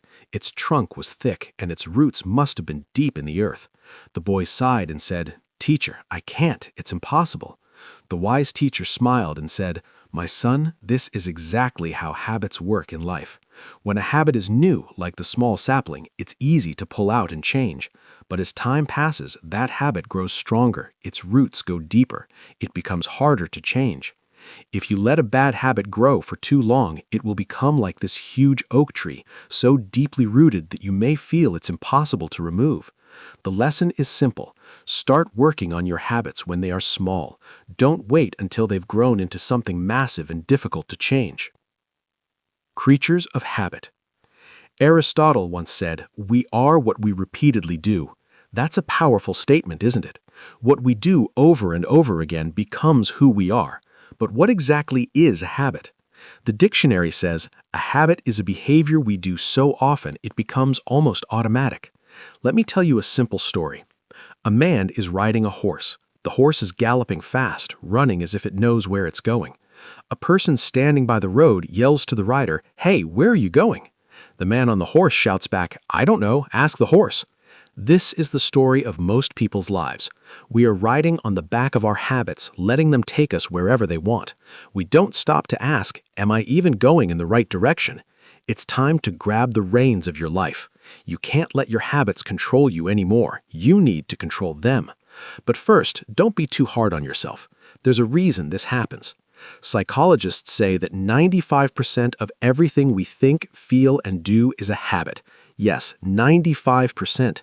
That means most of our actions are automatic. We don't even realize we're doing them. We aren't born with habits. We develop them. Starting from childhood, we pick up habits from our parents, our surroundings, and our life experiences. Over time, these habits get stronger and they begin to run on autopilot. Now, autopilot isn't always a bad thing. Imagine if you had to think carefully every single time you brushed your teeth or when you put on your seatbelt or made breakfast. Life would be exhausting. Good habits save us time and mental energy. They make our lives easier. But here's the catch. Bad habits grow just as strong as good ones. If you have the habit of eating healthy, it probably feels natural to choose healthy foods. If you're in shape, it's likely because working out has become a part of your daily routine. If you're successful in sales, it's because you've developed habits like positive self-talk, mental preparation, and resilience against rejection. I've met many CEOs, top athletes, and successful entrepreneurs. Do you know the one thing they all have in common? Good habits. That doesn't mean they're perfect. They still have bad habits, but not many, and that makes all the difference. Success isn't about being super smart or incredibly talented.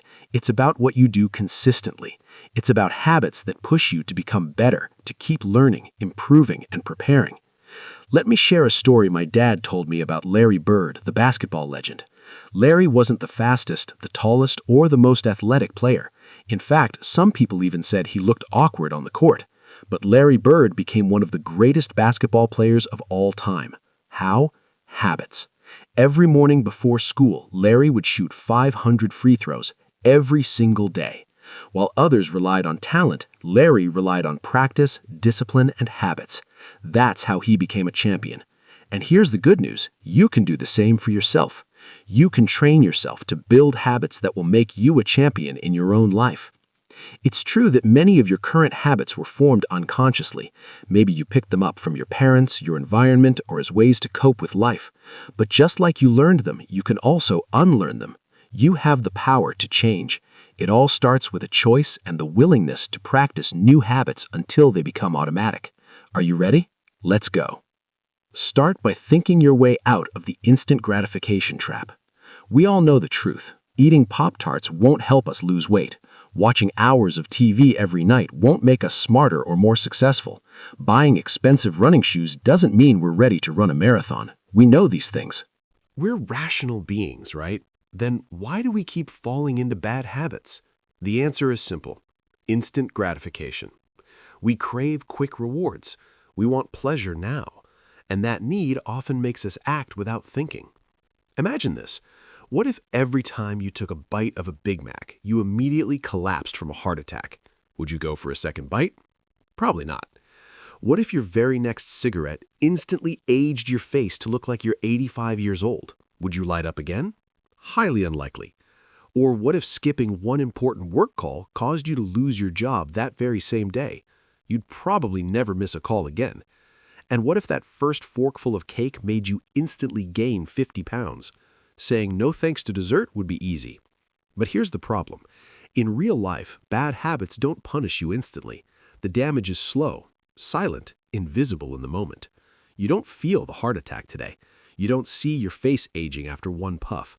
You don't get fired for skipping that task today. That's why bad habits feel so harmless. But make no mistake, the compound effect is still working on you. Every small bad choice is like adding one tiny drop into a bucket. You don't notice it today, but one day the bucket overflows. That's why it's time to wake up. Your daily habits are shaping your future, whether you see it or not. Even the smallest changes in your routine can completely transform where you'll end up. And no, I'm not asking you to overhaul your life overnight. You don't need a dramatic personality makeover. It's the tiny, almost invisible adjustments that matter. Let me give you an example. Imagine a plane taking off from Los Angeles heading to New York City.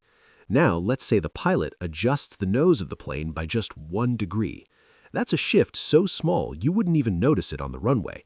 But by the time that plane crosses the country, it won't land in New York. It'll be 150 miles off course, somewhere in Albany or maybe Dover, Delaware. This is exactly how your habits work.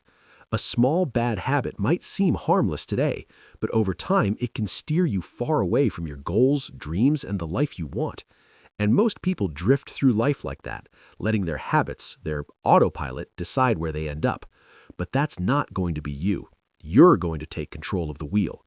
I want to help you ignite your passion and aim it in the right direction. Now, let's be honest. Pulling out old bad habits, especially the ones that have been with you for years, is not going to be easy. It'll take more than sheer willpower.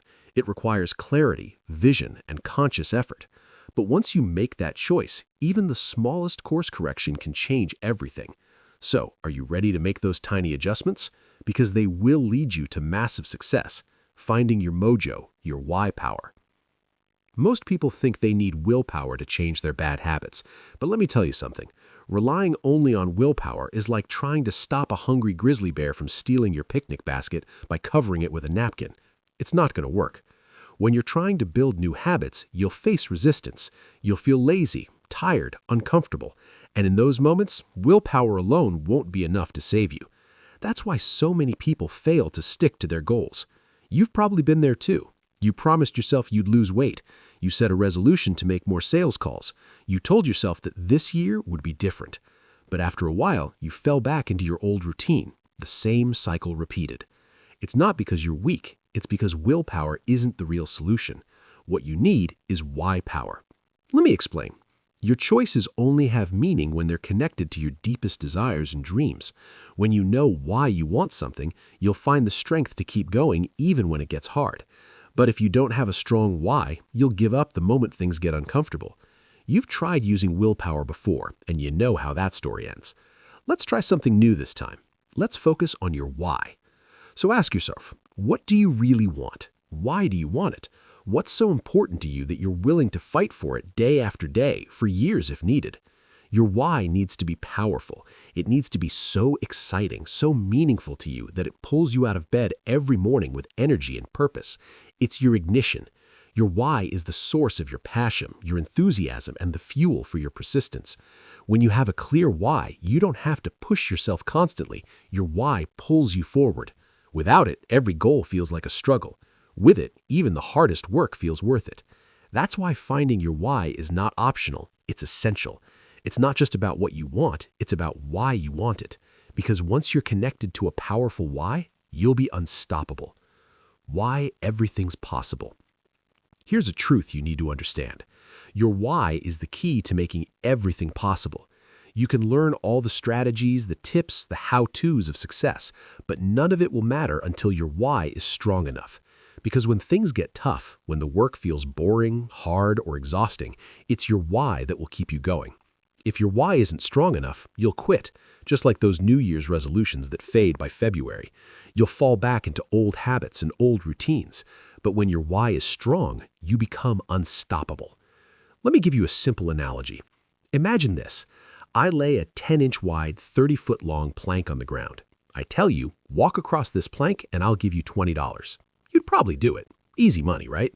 Now let's change the scenario. What if I placed that same plank between two 100-story buildings? Would you still walk across it for $20? I don't think so.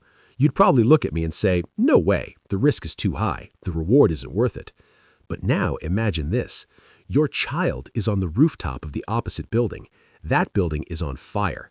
Would you cross the plank to save your child? You wouldn't even think twice. You'd run across that plank no matter how dangerous it is. What changed? The plank is the same, the risk is the same, but this time your why changed. That's the power of a meaningful why. When your reason is big enough, you'll do whatever it takes. You'll find a way to get across, no matter how hard it is. That's why money and material goals aren't enough. Sure, they're nice. We all love nice things, but they don't reach deep into your heart.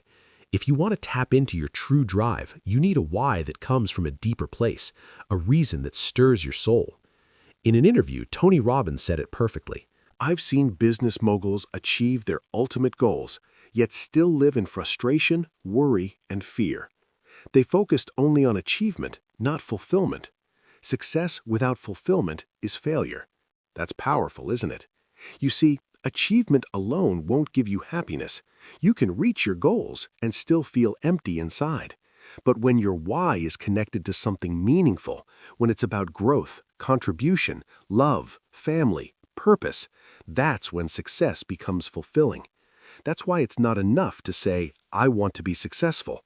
You need to ask yourself, why do I want it? What's driving me? What's the deeper reason that will pull me forward when things get hard? When you find that reason, you'll unlock a superpower inside you, your why power, core motivation.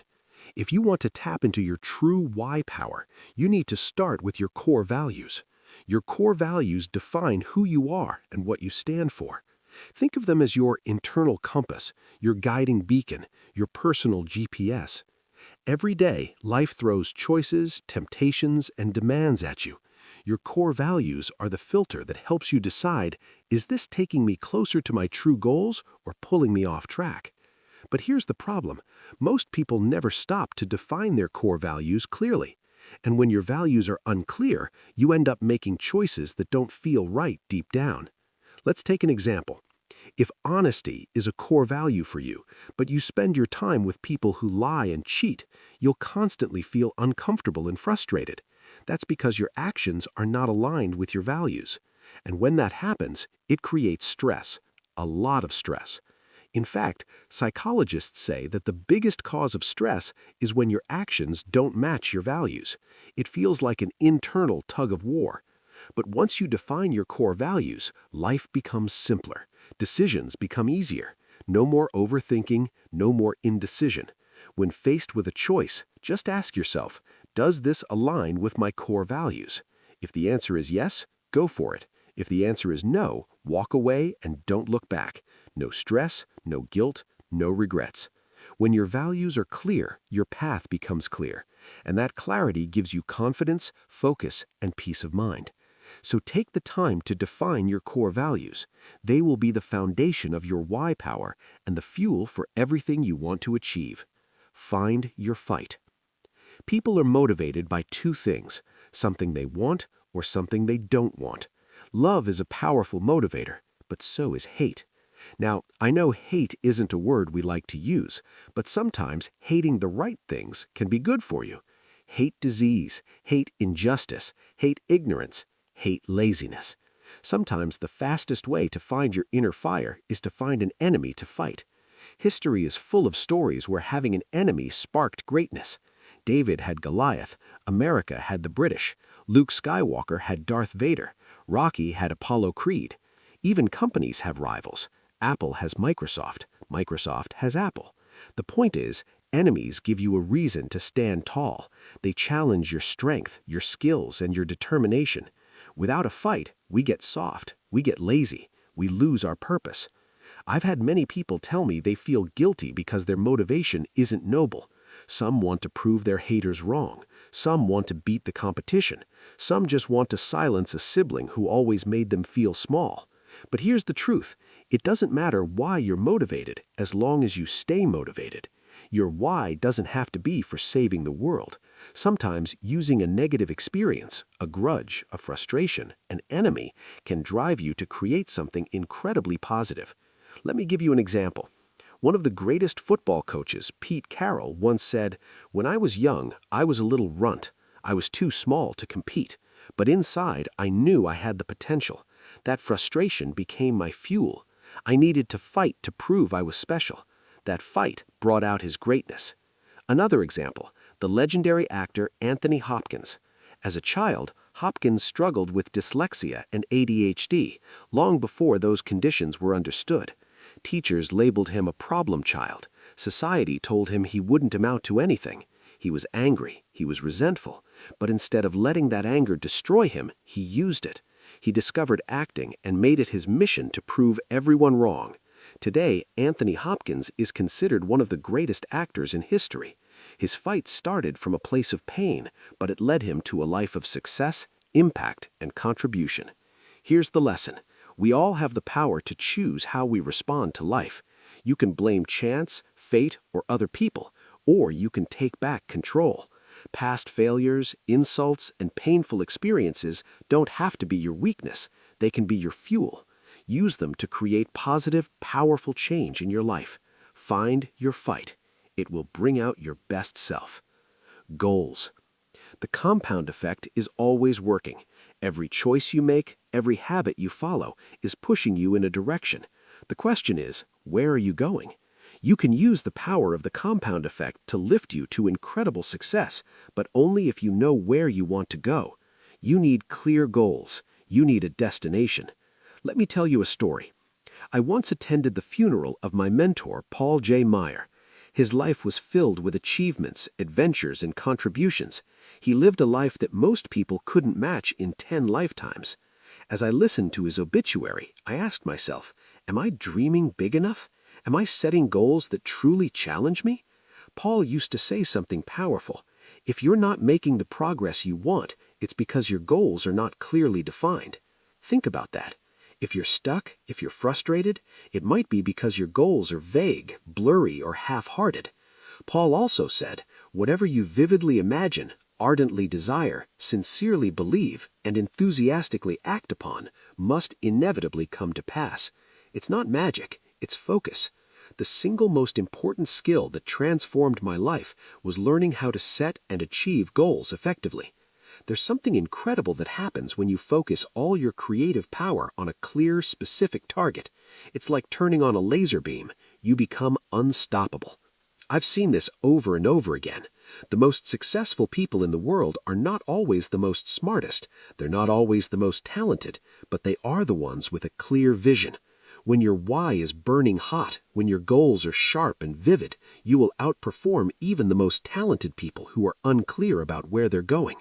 Success isn't about being perfect at how to do things. It's about knowing why you're doing them and where you want to end up. Once you have that clarity, the compound effect will work for you, not against you. How goal setting actually works, the secret revealed. Let's talk about how goal setting really works. Some people think it's a mystery. Some call it the law of attraction, but it's actually very simple. Here's the truth. You only see, experience, and get what you're actively looking for. If you don't know what you want, you won't see it.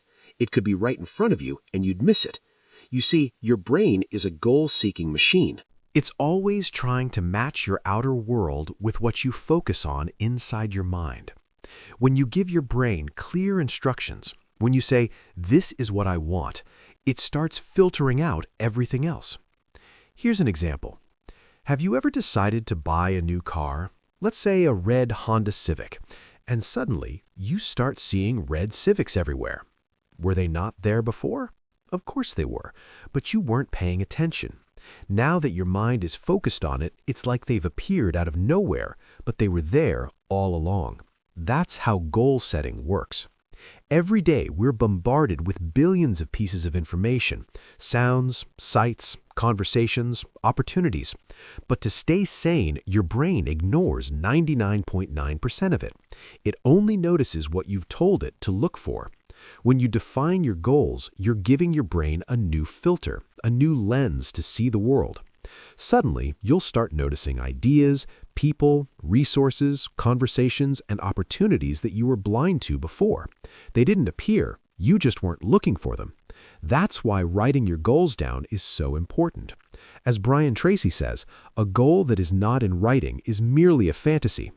People who succeed have clear, written goals. They know who they are, they know what they want, they make plans to achieve it. People who fail carry their goals in their head like marbles rattling around in a tin can. Without written goals, you're just shooting blanks in life. So here's what you need to do today. Sit down and make a list of your most important goals. But don't just focus on money or career. Think about all areas of your life. Your health, your relationships, your personal growth, your spirituality, your lifestyle, your business and finances. Balance is key because success in one area while neglecting everything else will cost you dearly. So aim for whole life success.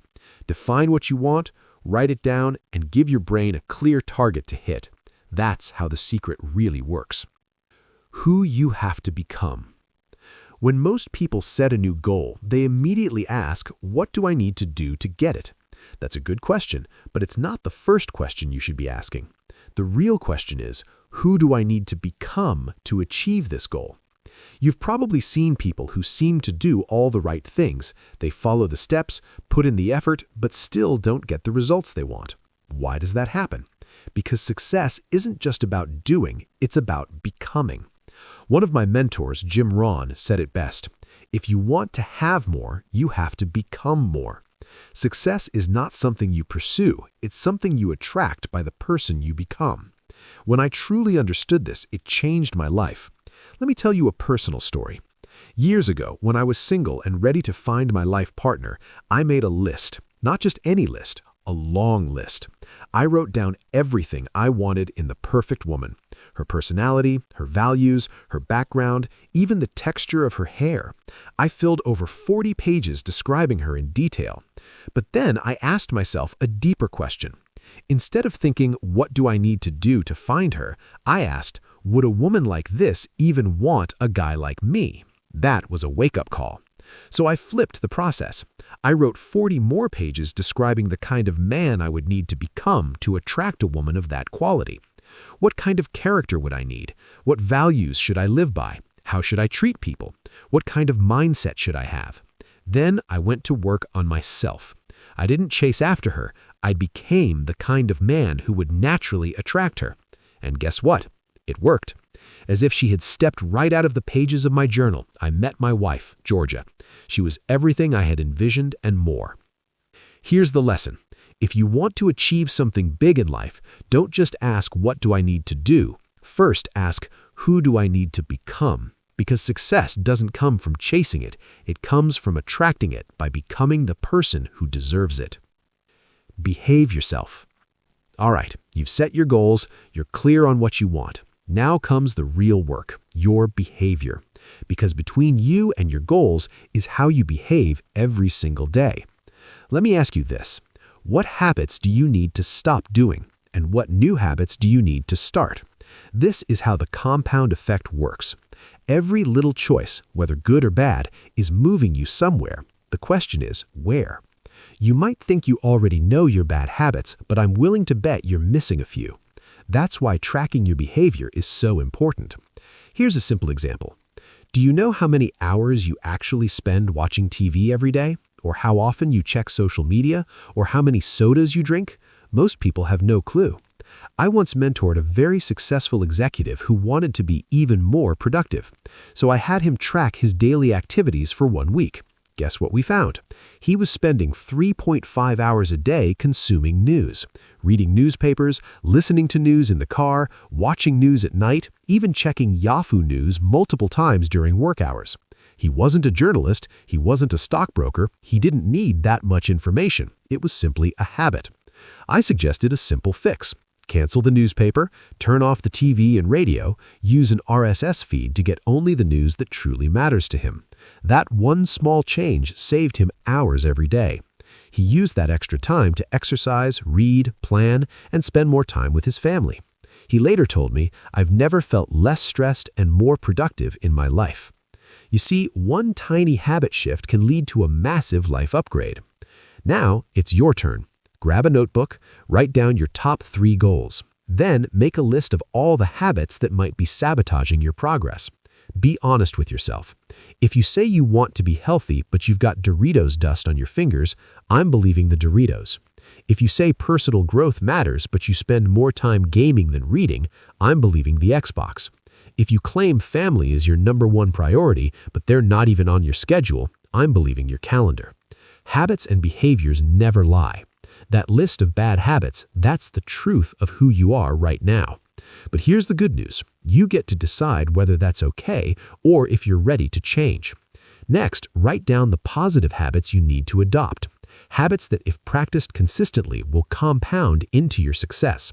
Remember, this isn't about feeling guilty. It's not about blaming yourself for the past. It's about being clear, honest, and intentional about the future.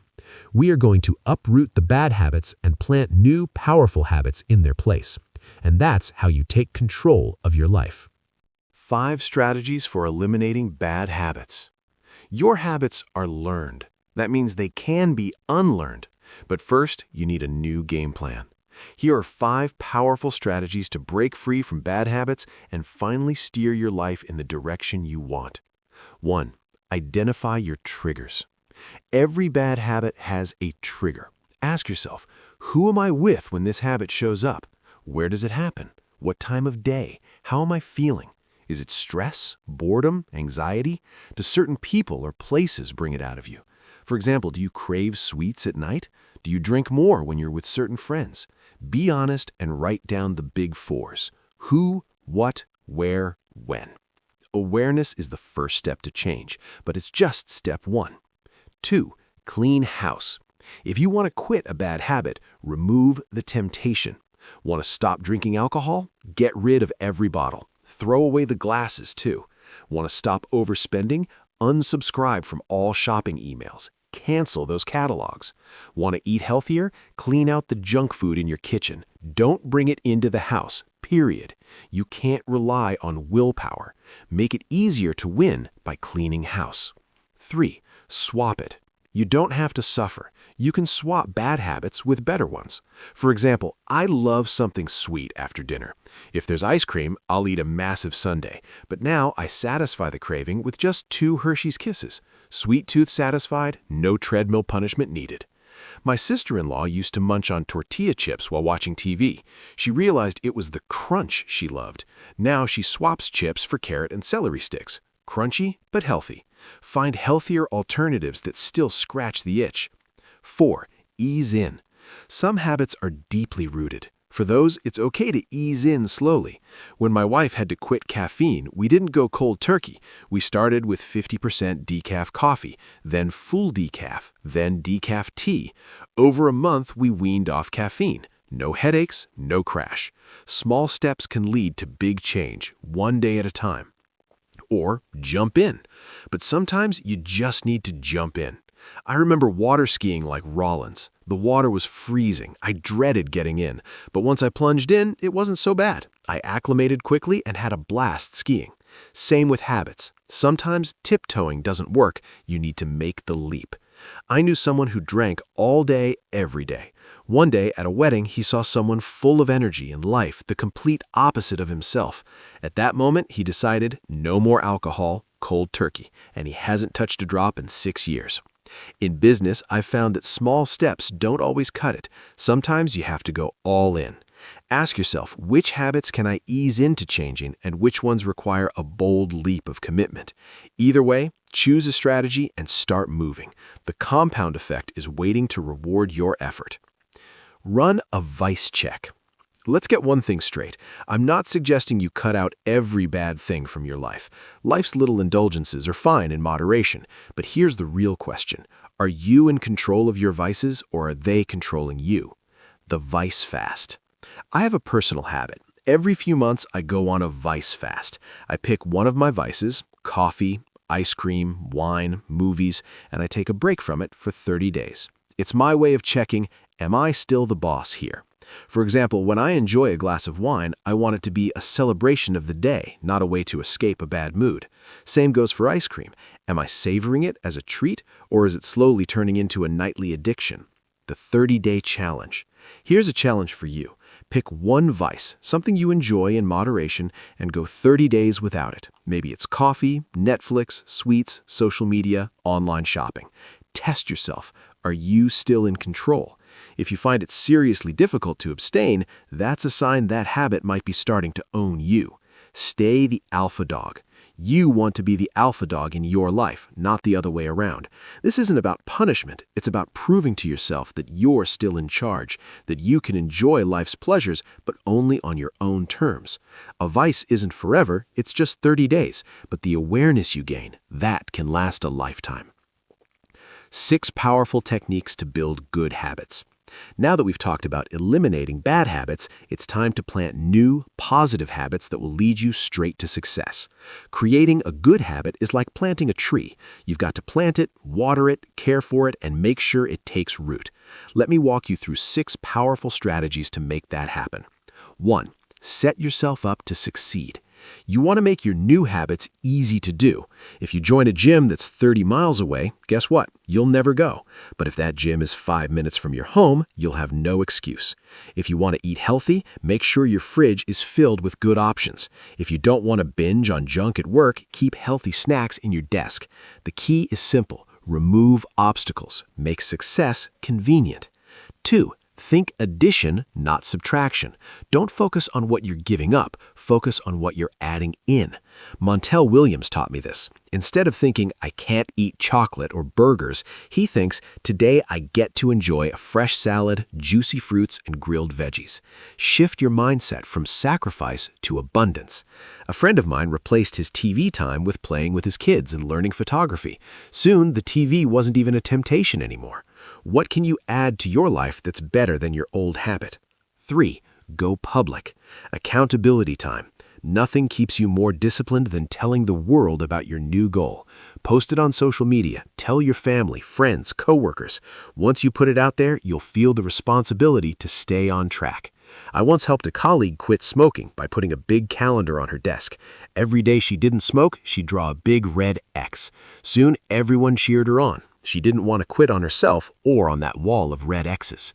4. Find a success buddy. You don't have to do it alone. Find someone who's striving for their own goal and hold each other accountable.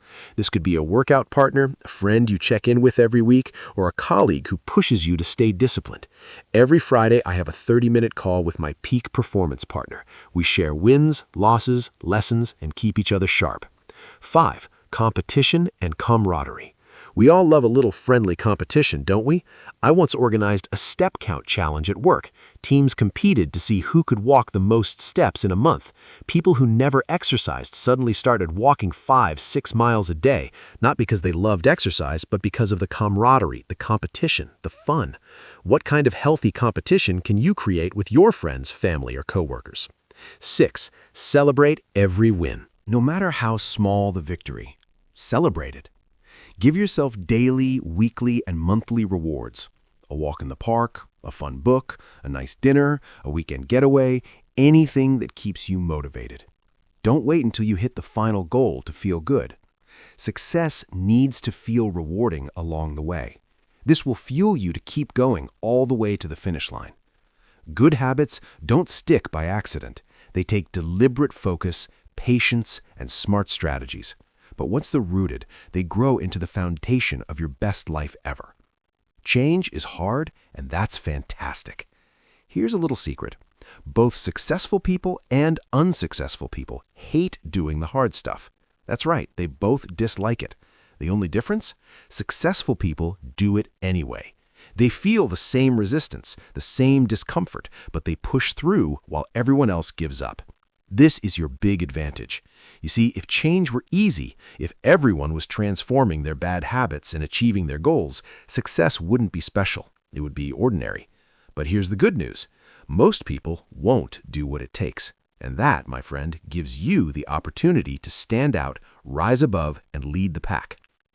When things get hard, when it gets boring, when it feels tedious, most people will tap out. But not you. If you can push through when others quit, success becomes inevitable. I actually get excited when it's hard. Whenever something feels difficult, I smile and think, this is where the separation happens. This is the moment where most people fall off track, but it's also the moment where you can pull ahead. Dr. Martin Luther King Jr. said it best, the ultimate measure of a man is not where he stands in moments of comfort, but where he stands at times of challenge. Your true strength is revealed in those moments of difficulty. Embrace the awkward, love the tedious. Yes, change is uncomfortable. Yes, it can be boring, and yes, it can feel like a grind, but that's the price of greatness. Just do it anyway, and then do it again and again, because the compound effect is quietly working behind the scenes, stacking up your small efforts into massive, life-changing results. That's how success is built. When change feels hard, smile. You're stepping into rare territory where extraordinary people are made. Be patient. You're rewiring your brain. Let's be real. You didn't build your bad habits overnight. They've been with you for years, maybe decades. So when you decide to break them and install new, empowering habits, you must give yourself time. Science tells us that every thought pattern, every repeated action carves a pathway in your brain, like grooves etched into a record. Every time you repeat a behavior, you're deepening those grooves. They become automatic, unconscious, effortless. Attention feeds your habits. Here's how it works. When you give attention to an old habit, you activate that brain groove. The thoughts, the desires, the automatic actions, they all come rushing back. But the great news is, your brain is flexible, it's malleable, it can change. When you stop feeding attention to your bad habits, those grooves begin to fade. They weaken, they lose their grip on you. Replacing old grooves with new ones. Each time you repeat a new behavior, you're creating a fresh groove in your brain. The more you repeat it, the deeper that groove becomes. But remember, this takes time. Patience is not just a virtue, it's a necessity. You'll stumble, you'll fall off track, and that's okay. What matters is that you get back up, brush yourself off, and keep going. No guilt, no shame, just progress. Progress, not perfection. Don't beat yourself up for mistakes. We're human. The key is consistency, not perfection. Each time you realign with your new habits, you're strengthening them. Each small victory is compounding into something extraordinary. The big payoff is about to come. All the effort you've been putting in, the discipline, the tracking, the behavior changes, it's about to pay off in a big way. The next chapter is where the multiplying effect comes alive. This is where you break away from the herd. This is where you start building unstoppable momentum. Stay with me. You're on the edge of something remarkable. Chapter 4. Momentum. Let me introduce you to someone very special, someone who has been a game changer in the lives of the most successful people in the world. This friend has been by the side of Bill Gates, Steve Jobs, Richard Branson, Michael Jordan, Lance Armstrong, Michael Phelps, and every other high achiever you can think of. I call this friend Mo, or to be more precise, Big Mo. Big Mo is one of the most powerful forces of success. You can't see it, you can't touch it, but when Big Mo is with you, you'll feel it. You'll know it. When Big Mo shows up, it feels like everything becomes easier. Opportunities open up. Things start flowing. You make progress faster. It's like being pushed forward by a powerful wind at your back. But here's the tricky part. Big Mo doesn't show up on its own. You have to work hard to get it moving. And once it starts moving, you have to keep feeding it, or it will slow down and disappear. The power of momentum. Think of a train sitting on the tracks. If it's standing still, even a small block of wood can stop it from moving. But once that train starts rolling and gains speed, not even a wall of concrete can stop it. That's the power of momentum. Success works the same way. In the beginning, it feels hard. You're pushing, pulling, and struggling to build your habits, to stick to your plan, to see results. But if you stay consistent day after day, you'll start to notice something magical. One day, your actions will feel easier. The effort will feel lighter. You'll start seeing results faster. You'll feel a new kind of energy behind you. That's Big Mo showing up. Consistency is the key to Big Mo. Here's the truth.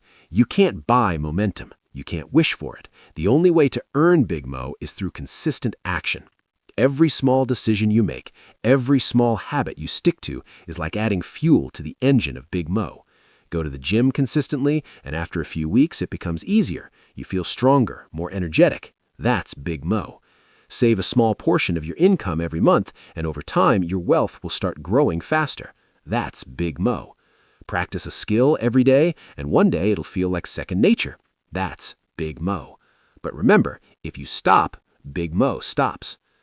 Why most people never meet Big Mo?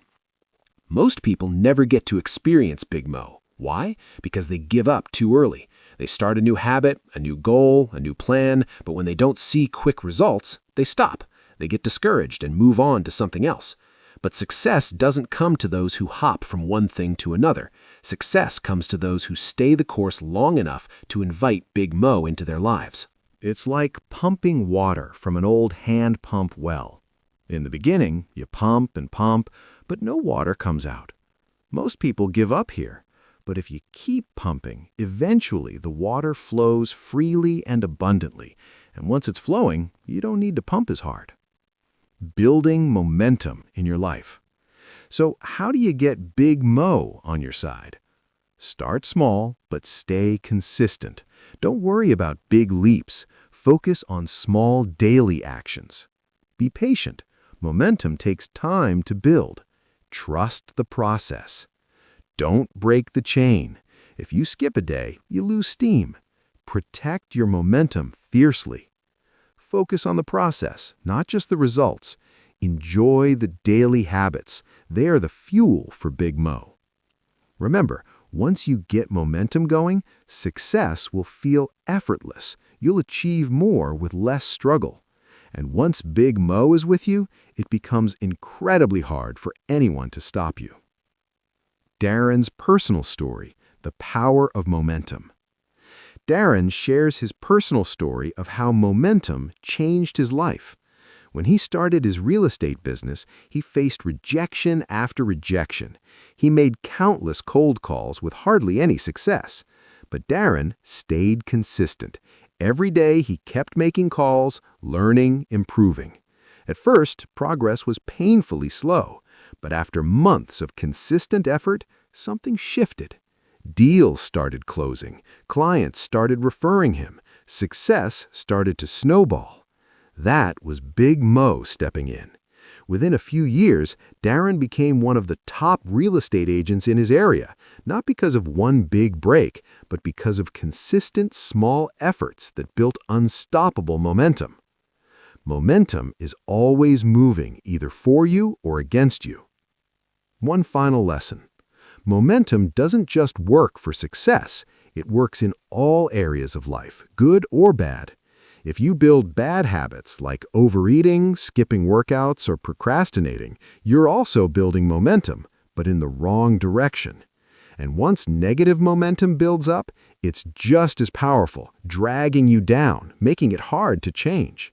That's why it's so important to consciously create positive momentum in your life. Start small, be consistent, protect your habits, keep moving forward. Once Big Mo is with you, the journey becomes smoother, faster, and more enjoyable. Momentum is your secret weapon. It's invisible, but when you have it, you will feel unstoppable. The hardest part is getting started and staying consistent during the early stages. But once you build it, Big Mo will carry you towards success faster than you ever imagined. Harnessing the power of Big Mo. Do you remember Newton's first law from high school physics? You know, the law of inertia? It says objects at rest tend to stay at rest, and objects in motion tend to stay in motion. In simple words, Couch potatoes will stay couch potatoes, and achievers who build momentum will keep moving and achieving more. This is the secret behind every success story. It's not easy to build momentum, but once you do, everything changes. The merry-go-round example. Think back to when you were a kid playing on a merry-go-round. Remember how hard it was to get that thing moving? At first, it felt like no matter how hard you pushed, it barely budged. You had to lean in, push with all your strength, groan, and even pull with your entire body. 1 step, 2 steps, 3 steps, and still felt like you were going nowhere. But then, after all that effort, it slowly started to spin. You kept running, pushing faster and faster, until finally you could hop on and enjoy the ride. Once it was spinning, keeping it going was easy. You didn't need to push hard anymore. A small nudge here and there was enough to maintain the speed. That's exactly how momentum works in life. Change happens one small step at a time. Building any new habit is just like starting that merry-go-round. At first, progress is slow. It feels like you're putting in a lot of effort with very little to show for it. But if you stay consistent, Big Mo momentum will eventually join your journey. Suddenly, things will start to click. Results will come faster. Success will compound rapidly. The rocket ship analogy. Think about a rocket launch. Do you know that a space shuttle burns more fuel in the first few minutes of launch than it does for the entire rest of its trip? Why? Because it needs that massive energy to break free from gravity's pull. But once it's in orbit, it can glide effortlessly. Your old habits are like gravity. They will try to hold you back. In the beginning, you'll need to push harder, but once you break through, momentum will make everything easier. Momentum works both ways. Here's a critical lesson. Momentum doesn't care if you're building good habits or bad ones. It works in both directions. If you're building positive habits, momentum will amplify your success. But if you're stuck in negative habits, momentum will pull you down even faster. Remember our friend Brad from Chapter 1? His small bad habits compounded into 33 extra pounds, job stress, and marital issues. Negative momentum was dragging him into a downward spiral. That's why it's so important to control your habits before they control you. So, how do you get Big Mo on your side? Here's the simple formula to build momentum in your life. Make smart choices based on your goals and values.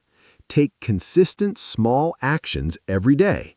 Repeat those actions long enough to form habits. Build routines and rhythms into your daily life. Stay consistent even when you don't feel like it. Do this, and suddenly, bang, Big Mo will kick in your door and take over. Michael Phelps and the power of consistency. Let's talk about Michael Phelps. He didn't win 8 gold medals at the 2008 Olympics by accident. For 12 years, he worked with his coach, Bob Bowman, perfecting his routines and building unshakable consistency. Phelps trained so consistently that the only time his coach ever let him leave practice early was once for a middle school dance. 12 years of discipline for one moment of glory. That's the power of momentum. Apple's iPod, a lesson in patience and persistence. Apple's iPod wasn't an instant success either. Apple had been around for years before they launched the iPod. They weren't the first to make an MP3 player. They were actually late to the game. But what Apple had was consistency. They kept focusing on innovation, design, simplicity, and a loyal customer base. In 2001, the year they launched the iPod, their revenue dropped by 33%. The next year wasn't great either, but in 2003, things started shifting. Deals started closing, clients started referring him, success started to snowball. That was Big Mo stepping in. Within a few years, Darren became one of the top real estate agents in his area, not because of one big break, but because of consistent small efforts that built unstoppable momentum. By 2005, they had Big Mo on their side. Their revenue shot up by 68%, and they dominated the market. That momentum later helped them win the smartphone battle with the iPhone and revolutionize digital music with iTunes. Google and YouTube momentum at work again. Google started as a small search engine. It struggled to compete at first, but they kept improving. They stayed consistent, and eventually Big Mo showed up.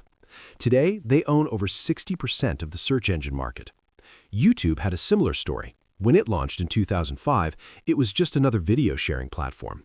But then one viral video, Lazy Sunday from Saturday Night Live, put them on the map.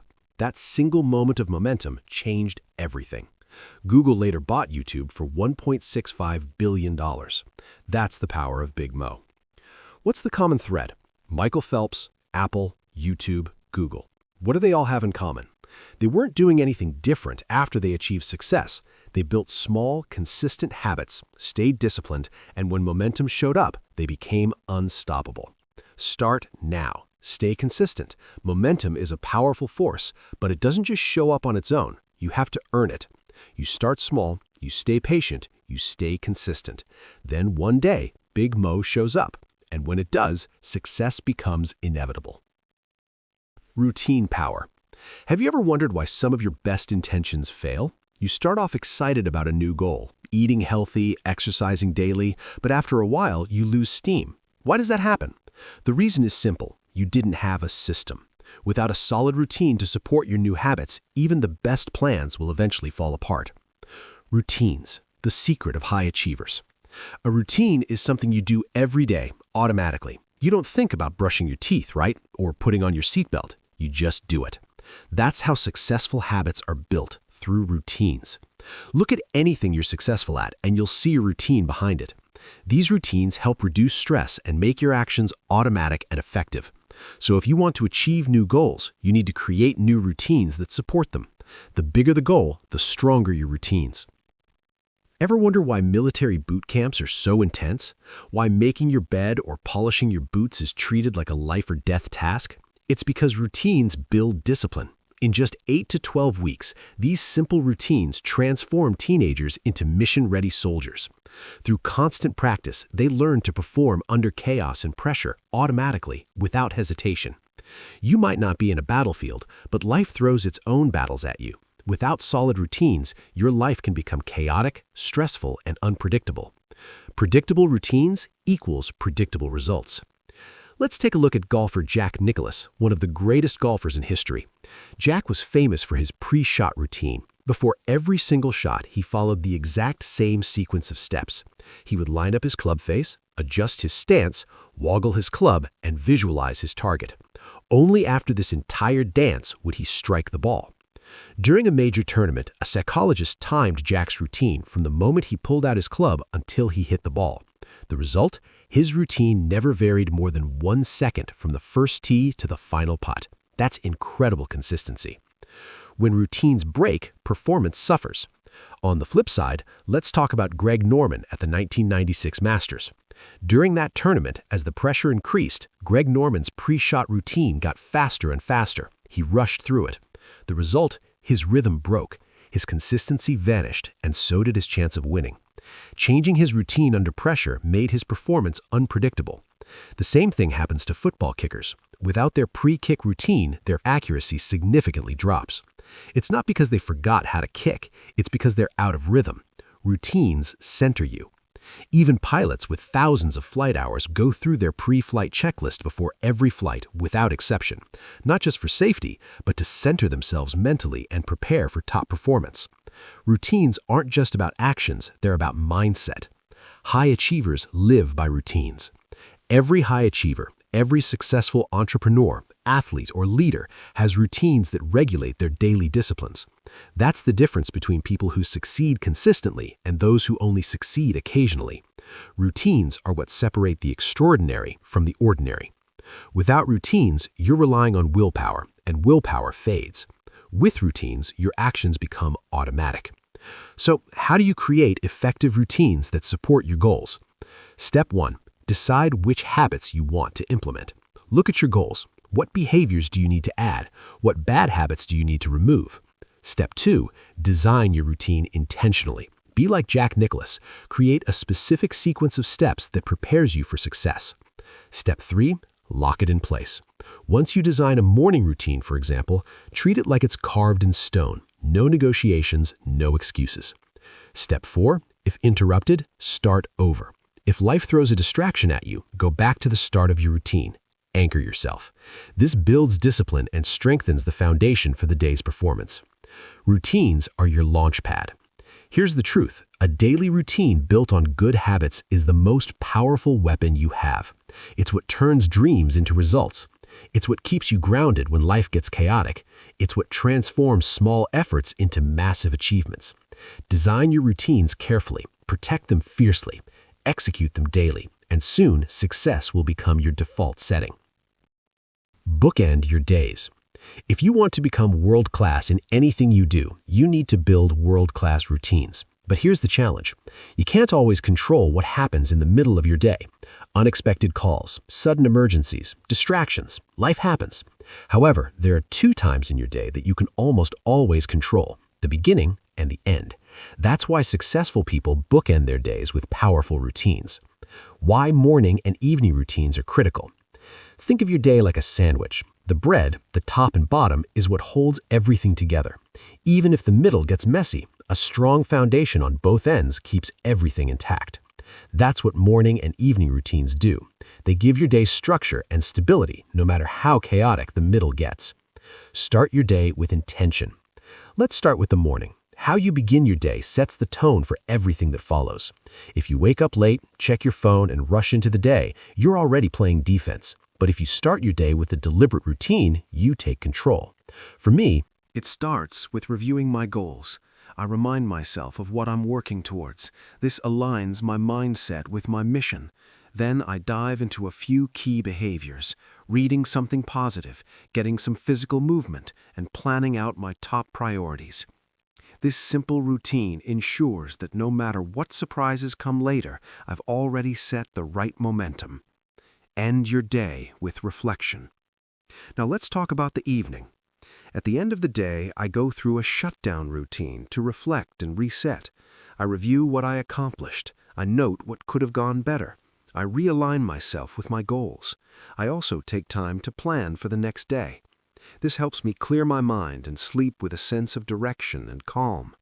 By bookending my day like this with intentional routines at the start and finish, I create a framework that supports my success regardless of how unpredictable the day becomes.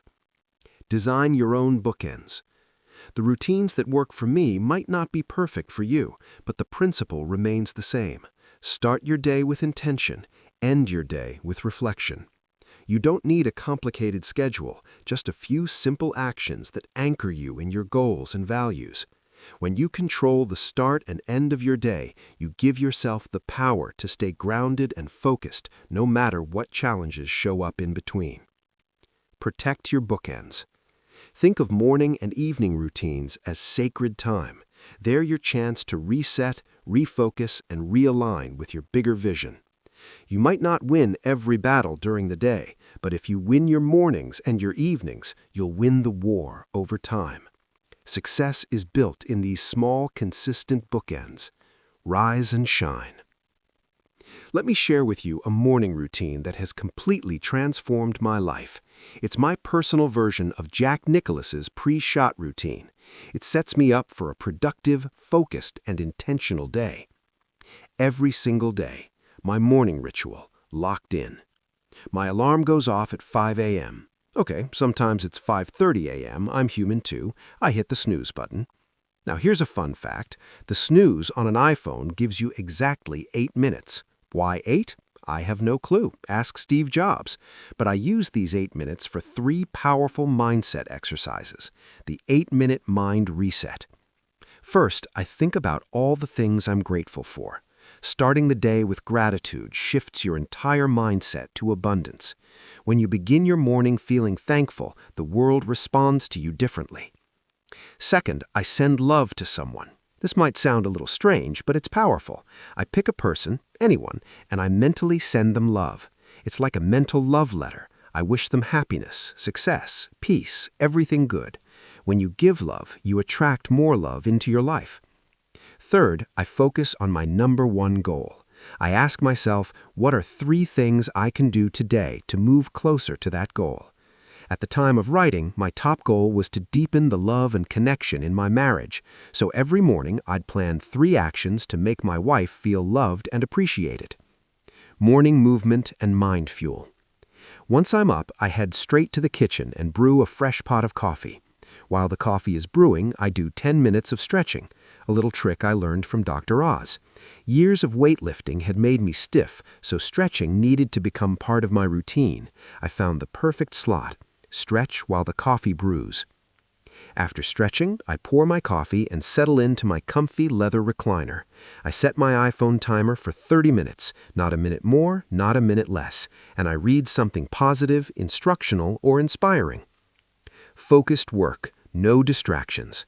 When the timer goes off, it's time for focused, undistracted work. I spend the next 1 hour on my most important project. Notice something here. I haven't opened my email yet. No notifications, no distractions, just deep, focused work. Calibration appointment, setting the day. At 7 a.m., I have what I call my calibration appointment. It's a 15-minute meeting with myself scheduled in my calendar. During this time, I review my 1-year and 5-year goals, look at my key objectives for the quarter, remind myself of my top goal for the week and month. Then comes the most crucial part. I set my top 3 MVPs, most valuable priorities for the day. I ask myself, if I only get 3 things done today, which actions will move me closest to my big goals? Once I've locked in my MVPs, I open my email, just briefly. I send out quick tasks and delegations to my team to get them rolling.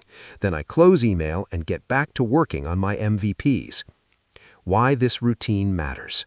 Here's the thing, the rest of my day can unfold in a million unpredictable ways, but as long as I execute this morning routine, I've already taken care of my most important disciplines. This routine grounds me. It ensures that I start each day with clarity, focus, and intentionality, instead of letting bad habits or chaos take over. Own your morning, own your day. Starting your day with a routine like this gives you power. It's not about being perfect, it's about building a predictable system that aligns your mindset and actions with your goals. Win your morning, and the rest of the day will follow. Sweet dreams.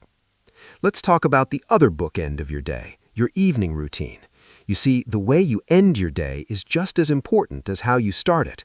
No matter how chaotic or unpredictable your day was, you have the power to finish strong. Cashing out your day. When I was younger, I worked as a waiter.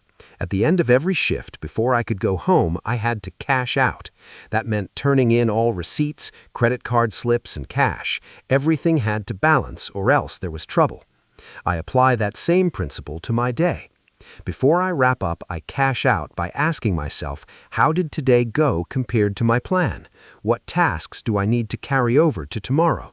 Did anything new show up that needs to be added to my plan? What's no longer important and should be scratched off? This quick reflection helps me stay organized, intentional, and on track. Capture your ideas. Build a treasure chest.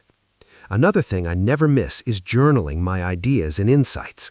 Throughout the day, I'm always learning, whether it's from conversations, books, podcasts, or just life experiences. Before bed, I log these aha moments into my journal. Over the years, I've filled more than 40 journals with strategies, insights, and ideas that have helped me grow. These journals are like my personal treasure chest of wisdom. Feed your mind before sleep. One last thing I do before sleeping is I read at least 10 pages of an inspirational book. Why? Because the mind continues to process the last thing you fed it before bed. If you end your day watching negative news or mindless scrolling, your subconscious will stew on that all night. But if you end your day reading something uplifting, instructional, or aligned with your goals, your mind will keep working on your success while you sleep. Control your bookends, control your life. Here's the beautiful part.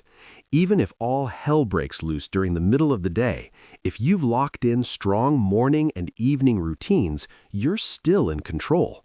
These bookends ensure you always start strong and finish strong. That consistency compounds into massive success over time. Protect your nights. Your evening routine is not just about winding down, it's about reflecting, learning, and setting yourself up for a productive tomorrow. Small actions like cashing out, journaling, and reading can transform your nights into a powerful success ritual. So tonight, instead of crashing into bed with unfinished thoughts and scattered plans, take 5 minutes to cash out, capture your insights, and feed your mind something positive. You'll sleep better and wake up ready to conquer. Shake it up. Routines are powerful, but if you're not careful, they can also become your prison. You see, doing the same things the same way at the same time day after day can lead to boredom.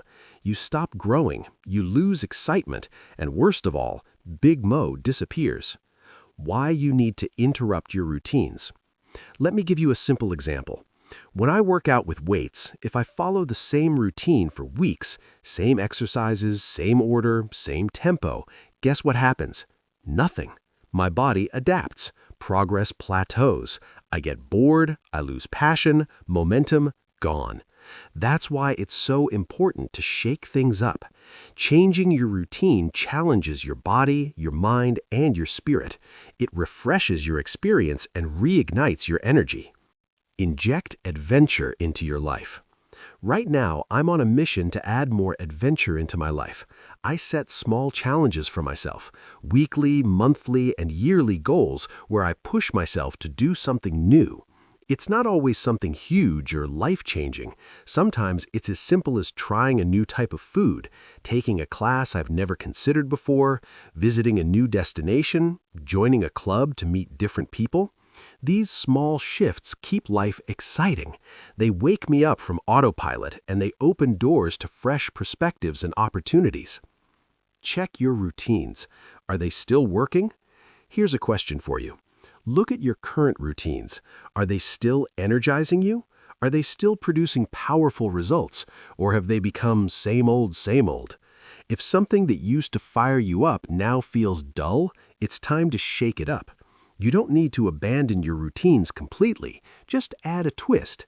Change the scenery. Raise the difficulty. Explore something new. Keep it fresh. Keep growing. Sticking to good habits is essential, but remember, growth happens when you challenge yourself. So every now and then, step out of your comfort zone, experiment, explore, play. This keeps you passionate, creative, and in the zone for long-term success. Don't let life get stale. Keep shaking things up and watch how Big Mo comes rushing back into your life. Getting into a rhythm. Find your new groove. All right, so you've built your daily disciplines, you've started developing positive routines, but here's the next step. You need to get into a rhythm. Rhythm brings momentum. Think of your disciplines and actions like the wheels of a steam locomotive. In the start, it's hard to get moving. Even a tiny block of wood can keep that huge train from moving an inch. But once the pistons start pumping, once the wheels get rolling and the pressure stays consistent, that train becomes unstoppable. At 55 miles an hour, it can smash through a 5-foot-thick steel-reinforced concrete wall without stopping. That's what rhythm does for your success. It turns small, consistent actions into massive, unstoppable momentum. Create rhythms for every area of life. For me, rhythm isn't just about daily habits. I plan ahead to create weekly, monthly, quarterly, and yearly rhythms. Let me give you an example. One of my biggest goals is to deepen the love and intimacy in my marriage. But, as you probably know, even the most important priorities can get lost in the chaos of daily life unless you schedule them. Weekly rhythms. Lock it in. Here's how we keep the rhythm alive. Every Friday at 6 p.m., it's date night. An alarm goes off on both our phones. No matter what we're doing, we stop and make time for us. Every Saturday, it's family day. No work allowed. From Friday night to Sunday morning, it's all about marriage and family. Every Sunday at 6 p.m., we have our relationship review, or RR. We talk about the week's wins and losses and how we can improve as a couple. The RR process, simple but powerful. During our Sunday RR, we follow a simple structure. We start by appreciating each other, sharing things we noticed and loved during the week. Then we ask, on a scale of 1 to 10, how would you rate our relationship this week? That leads into discussing wins, losses, and adjustments. Finally, we ask, what would it take to make your experience a 10 next week? This honest but loving conversation helps us stay aligned and connected. It's simple, it's powerful. I highly recommend it if you dare. Monthly and quarterly rhythms, creating memories. Every month, we plan something unique and memorable. Life is just a collection of experiences, so we intentionally create experiences that are special and out of the ordinary. It could be a drive up to the mountains, an adventurous hike, trying a fancy new restaurant, a sailing trip. The key is to break out of routine and create lasting memories. Every quarter, we plan a 2 to 3 day getaway. This is a perfect time to review all our goals, check in on life patterns, and reflect deeply on how things are going in our relationship. Yearly traditions. Build your life calendar. Beyond that, we have yearly traditions, special travel vacations, holiday rituals, our New Year's hike and goal-setting session. When all these rhythms are set in place, you don't have to constantly think about what to do next. Everything flows naturally. We've built a rhythm that keeps the momentum going. Rhythm equals flow equals success. When your actions and disciplines get into a consistent rhythm, you're basically rolling out the red carpet for Big Mo to walk right into your life. Success becomes less about willpower and more about flow. Once you find your groove, you become unstoppable. Registering your rhythm. All right, so you've built good habits, you've created powerful routines, you've established a rhythm. But how do you make sure you're staying consistent? How do you know if you're on track and not slipping? That's where something I call the rhythm register comes in. What is a rhythm register? The rhythm register is a simple yet powerful tool I created for myself. It helps me track the rhythm of a new behavior I'm working on. It's not complicated. It's just a visual way to make sure I'm keeping my commitments day after day, week after week. Because here's the thing, if you can't measure it, you can't improve it. Track the behaviors that matter. Let's say you've decided to drink more water every day, take 10,000 steps, show more affection to your spouse, practice gratitude journaling. Whatever new behavior you want to build into your life, you need to track it. The rhythm register is a place where you log these behaviors daily. You'll instantly see if you're creating a consistent rhythm or if you're slacking off. Why this works. When you track something, it brings awareness, and awareness is the first step to real change. The simple act of logging a check mark, a number, or a note keeps you accountable. It forces you to stay honest with yourself.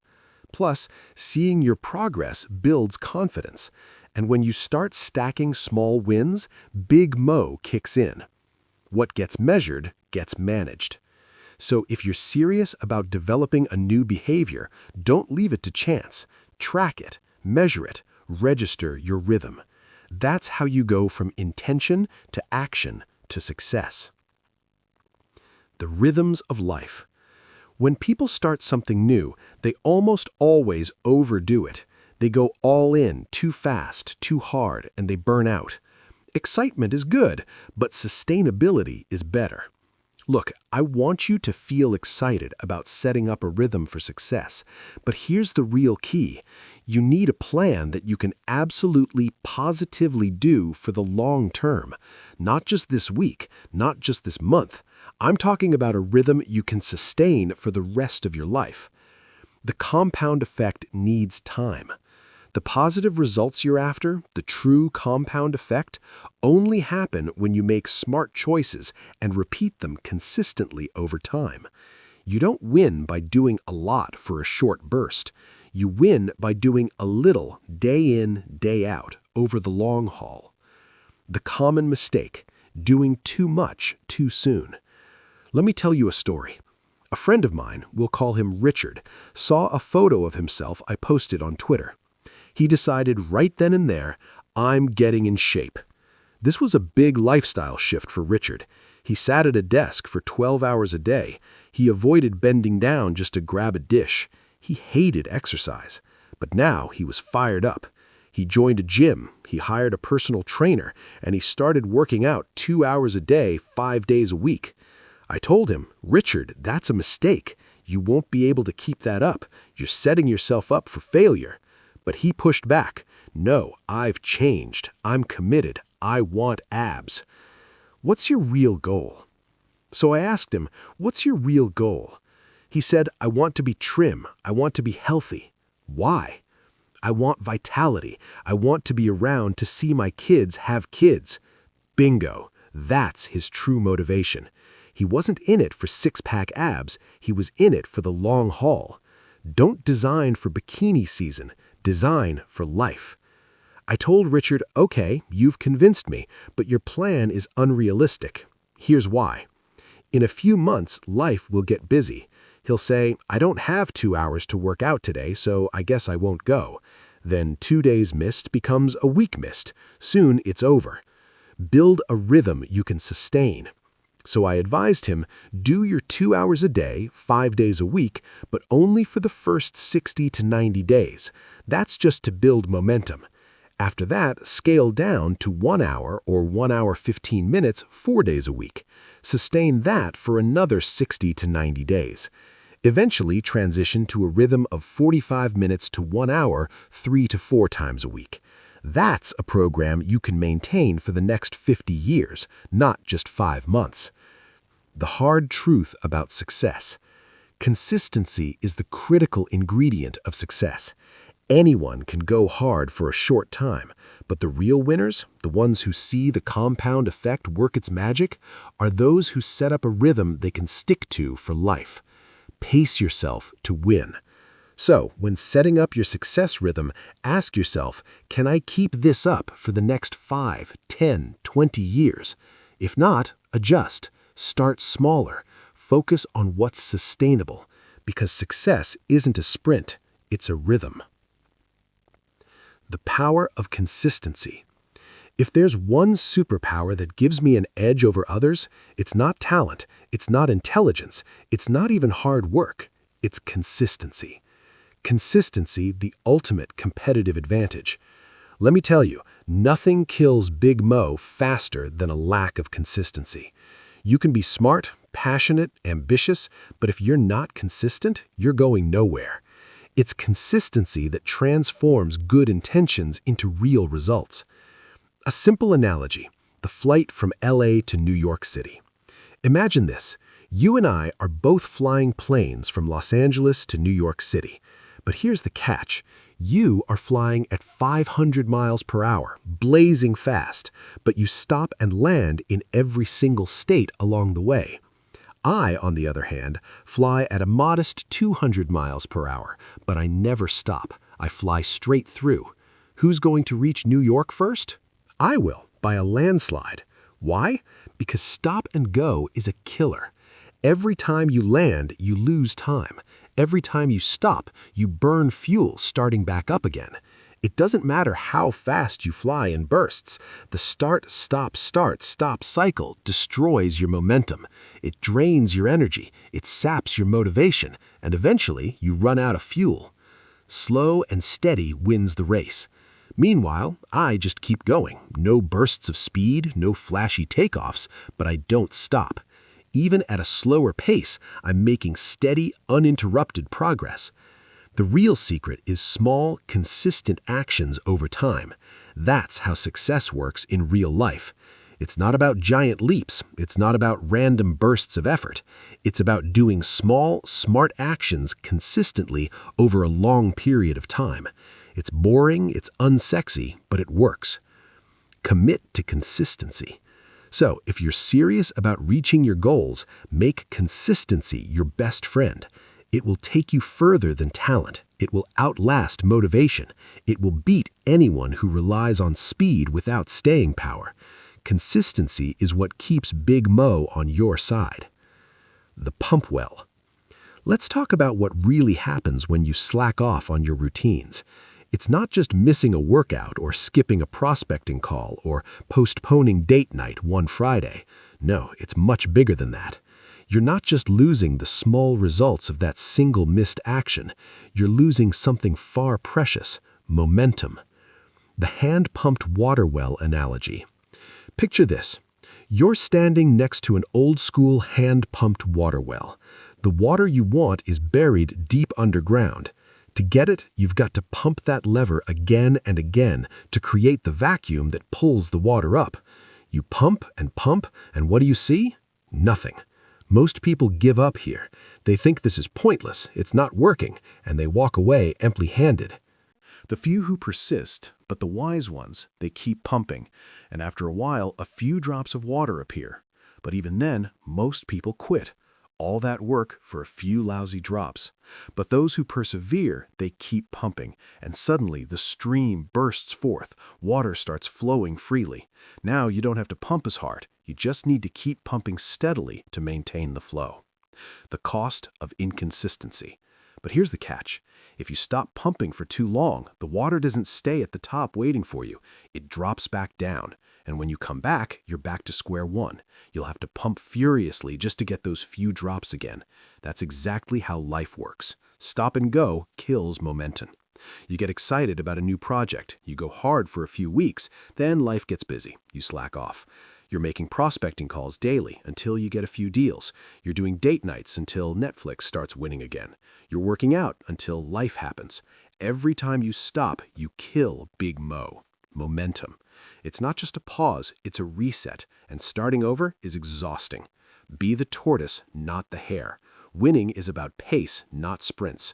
Be the tortoise, the one who, with enough time, beats everyone else, not by speed, but by consistency.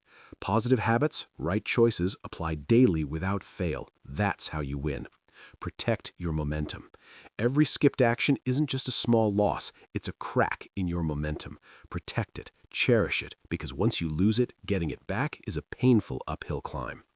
In the next chapter, we'll dive into the invisible forces that can either boost you up or drag you down, the influences that shape your success, often without you even realizing it. Chapter 5. Influences. Let's take a moment to reflect. By now, you know how powerful your small choices are. Every choice, whether big or small, adds up over time. Like drops of water filling a bucket, they compound, creating an enormous impact on your life. You've also learned something very important. You are 100% responsible for your life. Yes, you. You are responsible for every choice you make, every action you take. No excuses, no blaming anyone else. But here is where it gets tricky. Even though you are in charge of your choices are constantly being influenced by outside forces, forces that quietly shape your thoughts, your habits, and your behaviors, often without you even realizing it. Most people live unaware of this subtle control, but if you want to stay on track toward your goals, if you want to keep growing, keep succeeding, you must become aware of these influences. More importantly, you need to take control over them. Otherwise, they will control you and possibly pull you away from your dreams. Darren Hardy explains that we are all affected by 3 main types of influences. Let's explore them one by one. 1. Input, what you feed your mind. Think of your mind like a garden. If you plant flowers, water them, and care for them, you'll have a beautiful blooming garden. But if you let weeds grow, they'll take over everything. The same happens with your mind. What are you feeding your mind every day? Are you filling it with positive, uplifting information, or are you letting negative, toxic stuff get in? Most people don't even realize how much garbage they're consuming. News filled with negativity, gossip on social media, endless scrolling through meaningless content. Every piece of information you consume is like a seed. It either helps you grow or it holds you back. If you want to grow, you need to be very selective about your input. Start feeding your mind with books, podcasts, videos, and people who uplift you. Fill your mind with ideas that inspire you, challenge you, and push you toward your goals. Remember, garbage in, garbage out, but greatness in, greatness out. 2. Associations, the people you spend time with. You've probably heard this before. You become like the 5 people you spend the most time with. It's true. The people around you shape your thoughts, your attitudes, your habits, even your income.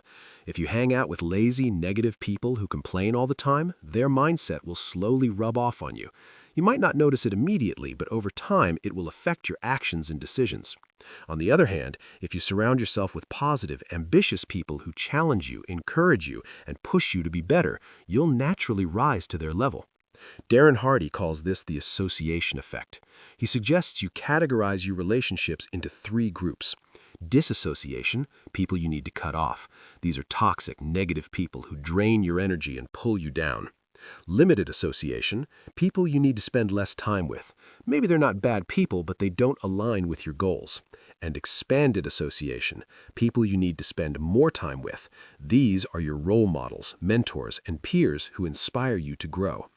Take a moment to reflect. Who are you spending your time with? Are they helping you grow or holding you back? Choose your circle wisely. It could be the difference between success and failure. 3. Environment, your surroundings. Now, let's talk about your environment. This includes your home, your workspace, your city, even the content you see online. Everything around you affects your mindset, even in ways you don't consciously realize. If your workspace is messy and chaotic, it's hard to focus. If you live in an environment filled with negativity, it will influence your mood and energy. But if you intentionally design your environment to support your goals, it becomes a powerful ally. For example, if you want to eat healthy, stock your kitchen with nutritious food. If you want to read more, place books where you can see them. If you want to exercise regularly, set up a workout space at home. Small adjustments to your environment can create huge shifts in your behavior. Be intentional. Create an environment that makes success easy and failure hard. You are the gatekeeper. In the end, here's what you must remember. You are the gatekeeper of your mind, your relationships, and your environment. Nobody else will protect you from negative influences. It's your job. Be mindful of what you allow into your life. Control your input. Choose your associations. Shape your environment. When you align these influences with your goals, success becomes a natural outcome. But if you ignore them, you risk being quietly pulled off track. Stay vigilant, stay intentional, because these influences will either build you up or break you down. The choice is yours. Garbage in, garbage out. Let me ask you something. If you want your body to be healthy and perform at its best, what do? You eat healthy food. You avoid junk food. You stay careful about what you put inside your body. Simple, right? But what about your brain? If you want your mind to be sharp, focused, and creative, you need to be even more careful about what you feed it. Here's the truth. Garbage in, garbage out. If you fill your mind with negative news, gossip, endlessly scrolling through meaningless content, and mindless entertainment, that's exactly what will come out in your thoughts, actions, and results. But there's a problem. Unlike food, where you can choose what to eat, most of the information we consume enters our brain without us even noticing. We listen to news on the way to work, we scroll through social media, we watch TV shows that add no real value. All this information seeps into our minds quietly, and it shapes how we think. Your brain's default mode is fear and survival. Here's something important to understand. Your brain's primary job is not to make you happy. Its main job is to keep you safe. It's always looking out for threats, always scanning for danger, always focusing on what's wrong. That's why when you turn on the news and hear stories about robberies, accidents, or economic problems, your brain lights up. It grabs onto that negativity, and then it keeps chewing on it over and over again. You carry that fear and worry into your entire day. Left on its own, your brain will keep focusing on the negative. It's part of human nature. But here's the good news. You can change your behavior. You can take control of what you allow into your mind. Don't drink dirty water. Imagine your mind is like a glass of water. If you pour dirty, muddy water into the glass, everything inside becomes dirty. That's what happens when you fill your mind with negative input, bad news, gossip, drama, complaints. All your thoughts, your expectations, and your results will be filtered through that muddy water. But here's the solution. Flush it out. Keep pouring in clean, fresh water, positive, inspiring, uplifting content. If you do it long enough, eventually the dirty water gets flushed out and your mind becomes clear and focused. What is this clean water? It's books, podcasts, success stories, motivational videos, positive conversations, content that feeds your mind with ideas of growth, abundance, success, and possibility. Step 1. Stand guard at the gate of your mind. Let's be real, you can't completely avoid negative input. It's everywhere, on billboards, at the grocery store checkout, on social media, in casual conversations, but you can control most of it. Here are some simple actions. Cancel negative subscriptions. Stop listening to depressing news radio. Replace TV time with reading or meaningful conversations. Record only educational, positive shows and skip the commercials. Even with friends and family, you can gently steer conversations away from negativity. You are the gatekeeper of your mind. No one else will do it for you. Step 2. Go on a media diet. Did you know the average person spends almost 5 hours a day watching TV? That's more than 30 hours a week, 2 entire months every year spent in front of a screen. And people wonder why they feel stuck in life. The media knows how to grab your attention. They show you the most shocking, scary, dramatic stories, because that's what sells. But that constant stream of negativity gives you a twisted, distorted view of the world. It fills your mind with fear, worry, and hopelessness. You need to break free from this cycle. Limit your media consumption. Be intentional. Don't let the media hijack your mind. Step 3. Enroll in Drive Time University. Here's a powerful idea Darren Hardy shares. Turn your car into a mobile classroom. The average person drives about 12,000 miles a year. That's around 300 hours sitting in your car. Now imagine if you used that time to listen to audiobooks, personal development programs, or educational podcasts. You could earn the equivalent of a college degree just by listening while you drive. Instead of wasting time on mindless radio chatter, you're using that time to grow, learning new skills, developing a success mindset, and staying motivated. That's how you separate yourself from the crowd. One CD, one audiobook, one lesson at a time. You control the input. At the end of the day, your life will reflect what you put into your mind. If you allow negativity, fear, and nonsense in, that's what will come out. But if you intentionally fill your mind with positivity, knowledge, and inspiration, you'll create an extraordinary life. Be selective, be disciplined, stand guard at the door of your mind, because garbage in, garbage out. But also, greatness in, greatness out. Associations. Who's influencing you? There's a simple truth in life. Birds of a feather flock together. The people you spend the most time with shape your life, sometimes more than you realize. Social psychologists have found that up to 95% of your success or failure is influenced by your reference group. That's the circle of people you hang around with the most. Think about it. Who do you spend most of your time with? Are these people positive, successful, and uplifting? Or are they negative, complaining, and stuck in their old ways? Jim Rohn famously said, "You are the average of the 5 people you spend the most time with. Your income, your health, your attitude, all of it can be predicted by looking at those 5 people." Subtle influence over time. Here's the tricky part. This influence doesn't happen overnight. It's slow, quiet. It's like being in an inner tube at the beach. You think you're floating in place, but when you look up, you've drifted far down the shore.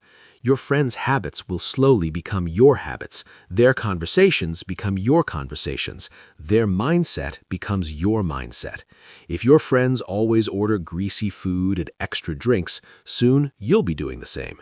If your friends talk about success, read great books, and strive for more, you'll find yourself matching their pace.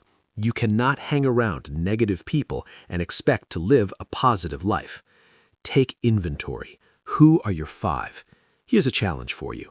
Write down the 5 people you spend the most time with. List their main traits, both good and bad.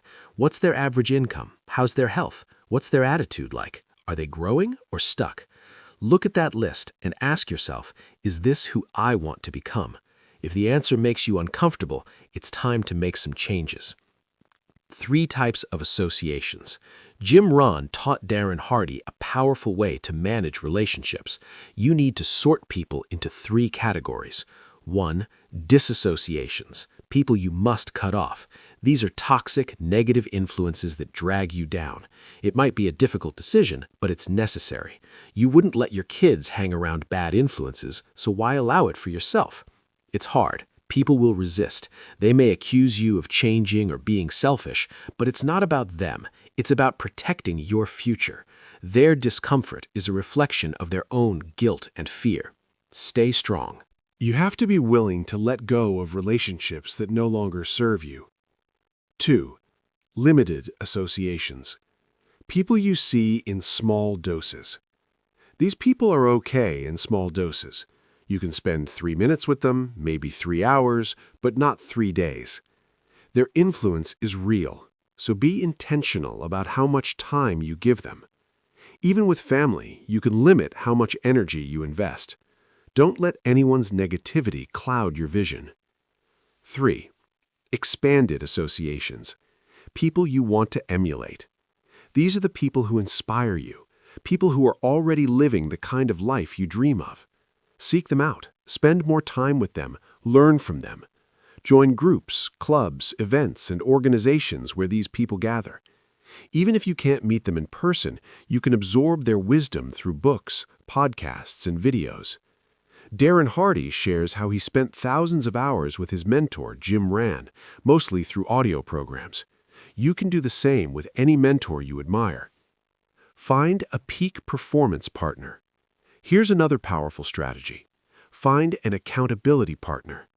This is someone who's equally committed to personal growth, someone who will call you out when you slack off, and someone you'll hold accountable in return. Darren had weekly calls with his friend Landon Taylor. Every Friday, they discussed their wins, their failures, their goals, and what needed improvement. Knowing he had to report back to Landon kept him sharp and focused. You can have the same advantage. All it takes is finding someone who is willing to be honest with you. Invest in mentorship. Mentorship is one of the fastest ways to grow. You don't need a formal program or expensive coaching. Sometimes all it takes is a simple lunch or coffee conversation with someone you admire.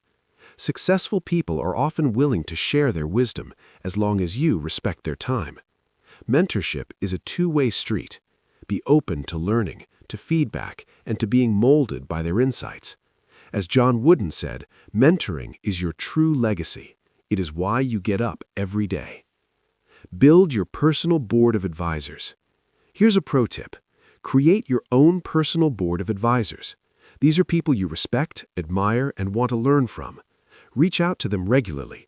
Ask for their thoughts, feedback, and ideas. Their perspectives can open up opportunities and help you avoid costly mistakes. You'll be surprised how many successful people are willing to help when you show genuine curiosity. Choose your circle wisely. In the end, your environment shapes you. The people around you either lift you up or pull you down. If you want to live an extraordinary life, you must be intentional about your associations. Choose to surround yourself with those who reflect the person you aspire to become, because you rise or fall to the level of your circle. Make sure your circle is moving in the direction you want your life to go. Chapter 5. Environment. Change your surroundings. Change your life. Imagine this. Darren Hardy was working in real estate in the East Bay of San Francisco. Every day he saw the same people doing the same things, living at the same level. But deep down, Darren had bigger dreams. He knew he needed to be in an environment that would inspire him to level up. So he started driving across the bay to a place called Tiburon, one of the most beautiful, affluent spots in California. It wasn't about meeting wealthy people there. It was about feeling the energy of success. He'd sit by the wharf, look at the stunning hillside homes, and ask himself, which one of these would be my dream home? One house always caught his eye, a blue 4-story home with an elevator and a whale lightning rod on top. One day, after brunch, he followed a random open house sign after sign, zigzagging up the cliffs. And when he walked into the house, he realized it was that blue house. He bought it. Your environment shapes your dreams. Here's the key point. Darren didn't meet anyone at that restaurant who changed his life, but the environment did. Being in that space, seeing those houses, feeling that energy, it expanded his vision of what was possible. He worked harder, stretched further, and made his dream a reality. You are like a sapling in a pot. Think of yourself as a sapling, a young oak tree. If you plant it in a small pot, its growth is limited. It becomes root-bound and stunted. But plant it in an open field and it becomes a mighty oak. Your environment is the same. If you stay in a limiting space, physically, mentally, emotionally, you limit your growth. Environment is more than just a place. When we talk about environment, it's not just where you live, it's everything around you. Your workspace, your home, your car, your phone, your schedule, even the clutter in your mind. A messy, chaotic environment creates stress. It drains your energy. It distracts you from your goals. Every incomplete task, every broken promise, every piece of clutter, it's like a small anchor holding you back. So, start clearing it out. Even small actions like cleaning your workspace or fixing that thing you've been ignoring can release mental energy. You get what you tolerate. Here's a hard truth. You get in life what you tolerate. If you tolerate disrespect, people will disrespect you. If you tolerate being underpaid, that will continue. If you tolerate poor health habits, your body will stay tired and unhealthy. The world responds to the standards you set for yourself. Some people think they're victims of how others treat them, but in reality, you teach people how to treat you by what you accept and what you refuse to accept. Protect your space. You must protect your mental, emotional, and physical space. Don't let chaos, negativity, and distractions invade your environment. If you want to build a life of consistency, rhythm, and high performance, your environment needs to support that. Make your space a place where success is the default, not the exception. Life organizes around your standards. Life is like water. It fills the container you give it. If you raise your standards, life will rise to meet you. But if you settle, life will give you exactly what you tolerate. Protect your space. Raise your expectations and watch how your environment begins to shape you into the person you aspire to become. Next step, accelerating your results. In the next chapter, we'll talk about how to take everything you've learned so far and unlock the secret to getting greater results with just a little more effort. It might feel like cheating, but life rewards those who know how to leverage the compound effect. Chapter 6, Acceleration. Let me take you to La Jolla, California, a beautiful place with stunning ocean views and steep mountains. For exercise and to test my willpower, I used to ride my bike up Mount Soledad. It's a 2-mile ride, straight uphill, no stopping, no excuses, just you, the bike, and the climb. Now let me tell you something. Riding up a steep mountain is one of the most painful things you can choose to do. Not many things compare to the suffering you experience when you're pushing yourself up that slope. You hit a point where your muscles scream, your lungs are on fire, and your mind starts talking to you. It's in those moments where you meet your true self. All the ideas you had about being strong or disciplined, they vanish. You're left with raw honesty. The question stares you in the face. Do you keep going or do you crack and give up? This is what I call a moment of truth. You see, life gives us these moments often. They're tests. Tests to see how much you really want something. Tests to see if you will push through the pain or surrender when things get tough. I remember watching Lance Armstrong during his first Tour de France victory. It was 1999. The race had entered the brutal mountain stages. The weather was cruel, freezing rain, mist, and even hail. Lance was not known as a great mountain climber. Many riders thought he wouldn't survive these stages, but they were wrong. On a particular climb up to a place called Cester, Lance found himself alone. His team was nowhere near. He had to face the toughest climbers in the world all by himself. Imagine, after 5.5 hours of climbing mountains, exhausted, freezing, and soaked to the bone. With 5 meters to go, Lance was 32 seconds behind the leaders. In mountain cycling, 32 seconds can feel like forever. But Lance did something remarkable. He stood up on his bike and surged forward. He caught up with the 2 leading climbers, but he didn't stop there. With everything he had left, Lance launched a powerful attack and pulled ahead. He described it best in his book, It's Not About the Bike.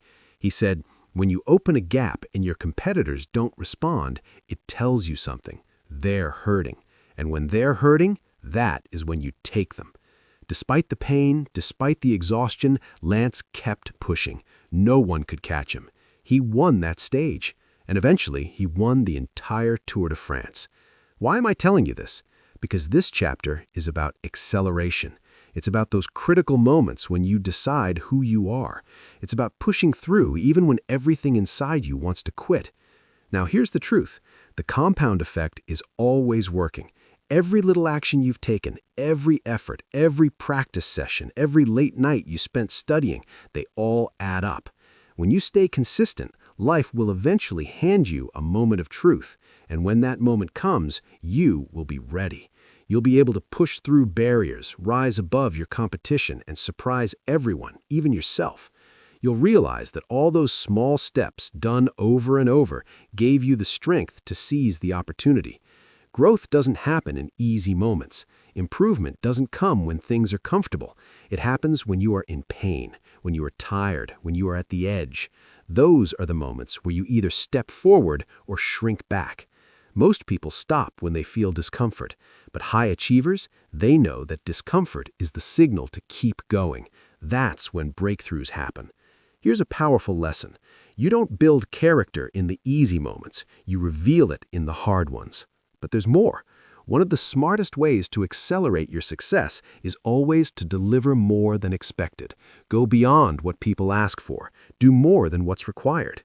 When you do this consistently, you multiply your rewards. It's the principle of exceeding expectations. Every time you over-deliver, you build trust, reputation, and goodwill. These are things that compound over time. Eventually, you'll find doors opening for you that you didn't even know existed. Here's a simple formula. Preparation plus opportunity plus massive action equals acceleration. You prepare by staying consistent with your habits. You wait patiently for the right opportunity, and when it comes, you take massive, decisive action. It's like a rocket launch. The rocket burns most of its fuel just to escape the Earth's gravity. That's the hardest part. But once it's in orbit, it glides smoothly. Success works the same way. The early stages require tremendous effort, but once you break through, everything becomes easier. Remember, there are no shortcuts. You have to pay the price. But the compound effect ensures that every ounce of effort is never wasted. It's quietly working behind the scenes, building your momentum.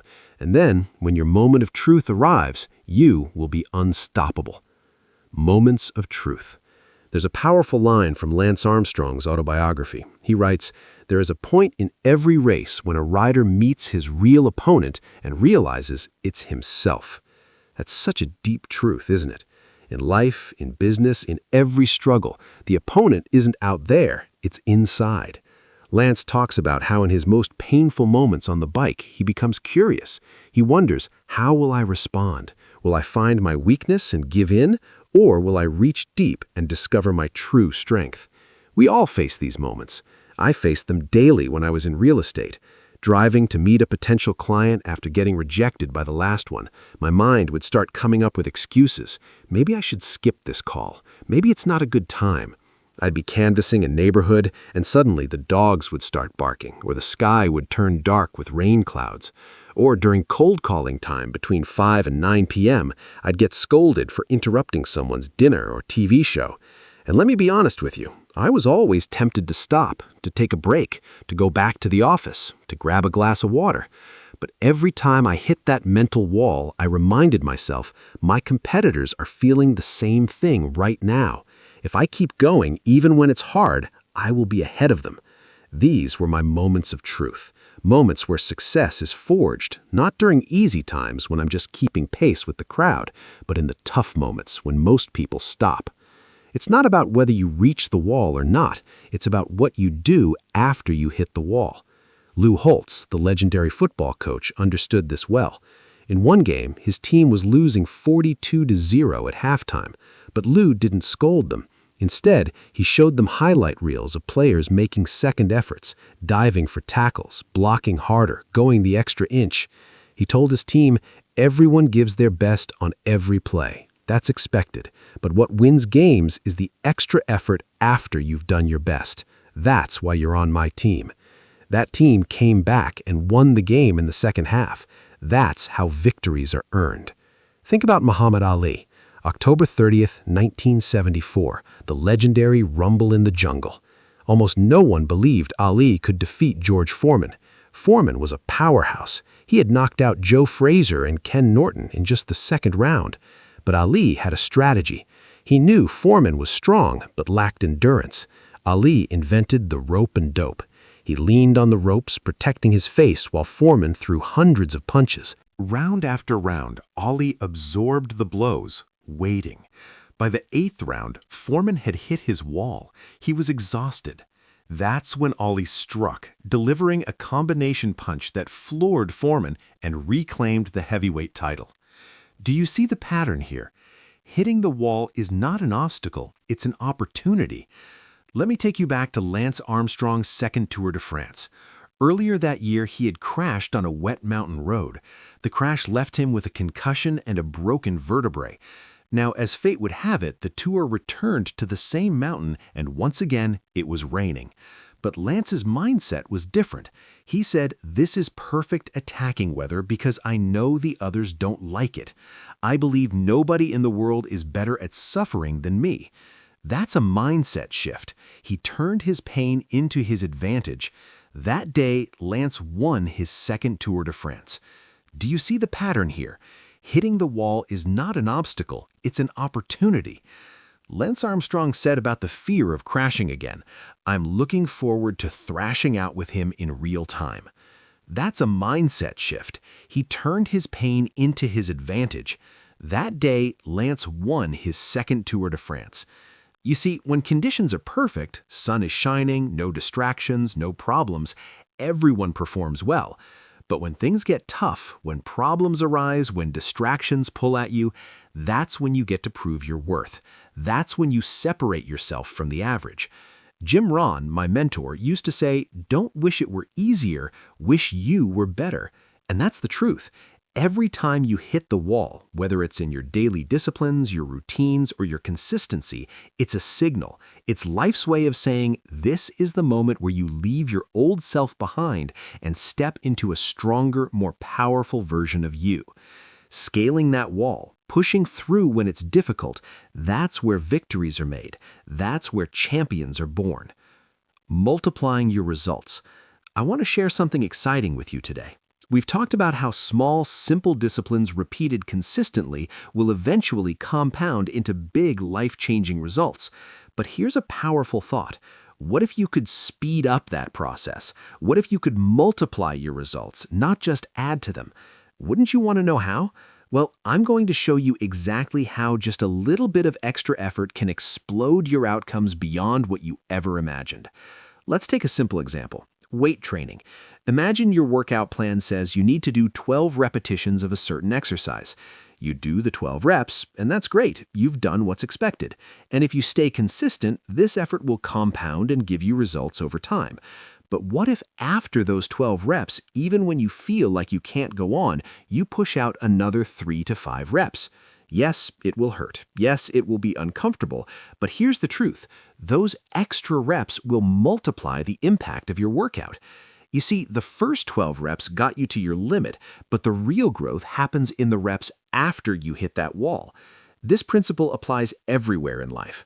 Arnold Schwarzenegger, the bodybuilding legend, used a method called the cheating principle. Now, don't get it wrong, Arnold was all about perfect form, but once he reached his max in perfect form, he'd allow a slight adjustment, maybe a small wrist turn or leaning back a bit, to push out 5 or 6 more reps. Those cheat reps were where the real muscle growth happened. Sometimes it wasn't just about cheating. He'd have a workout partner help him with those last few reps, the ones he couldn't do on his own. But it was those extra reps beyond his limit that multiplied his gains. This is how you shatter your limits. If you're a runner, you'll understand this too. You set a goal, maybe 3 miles for the day, you're tired, you hit your limit, but instead of stopping, you push for an extra half mile. That extra stretch expands your endurance, your stamina, and your mindset exponentially. Now remember the magic penny example from Chapter 1. A penny that doubles in value every day becomes over $10 million after 31 days. But here's something even more mind-blowing. If you added just one more doubling per week during those 31 days, do you know what happens? The result wouldn't be $10 million. It would skyrocket to $171 million. That's right, just 4 extra efforts changed the outcome by $161 million. That's how powerful a little extra can be. It's not about working 10x harder, it's about pushing just a little beyond your limit consistently, and that little extra multiplies your results over time. Here's a mindset shift I want you to adopt. View yourself as your toughest competitor. Stop comparing yourself to others. Compete against the best version of yourself. Push past your own expectations. Go beyond what you think you're capable of. Another key to multiplying your results is this: do more than people expect of you. Most people do the bare minimum. They do enough. But when you go the extra mile, when you deliver more than expected, you stand out. Opportunities will find you. Rewards will multiply. It's a small shift, but it makes all the difference. The compound effect isn't just about slow, steady gains. When you apply extra effort at the right moments, it becomes a force that accelerates your progress beyond what you thought possible. Beat the expectations. Let me share with you a principle that can completely change the results you get in life. It's the idea of beating expectations. Let's take Oprah Winfrey as an example. She's famous not just for her success, but how she constantly goes beyond what anyone expects. Do you remember her season opener in 2004? It's still talked about to this day. That day, Oprah invited an audience filled with people whose friends and family had written letters saying they desperately needed a new car. She called 11 people on stage and gave each of them a brand new 2005 Pontiac G6. The crowd was thrilled. That alone would have been a great surprise. But Oprah wasn't done. She then handed out gift boxes to the rest of the audience. She told them, "One of you has a key to the 12th car." Everyone opened their boxes, and inside every single person had a set of keys. That's when Oprah delivered her now legendary line, "Everybody gets a car. Everybody gets a car." It was a moment no one could forget. But Oprah didn't stop there.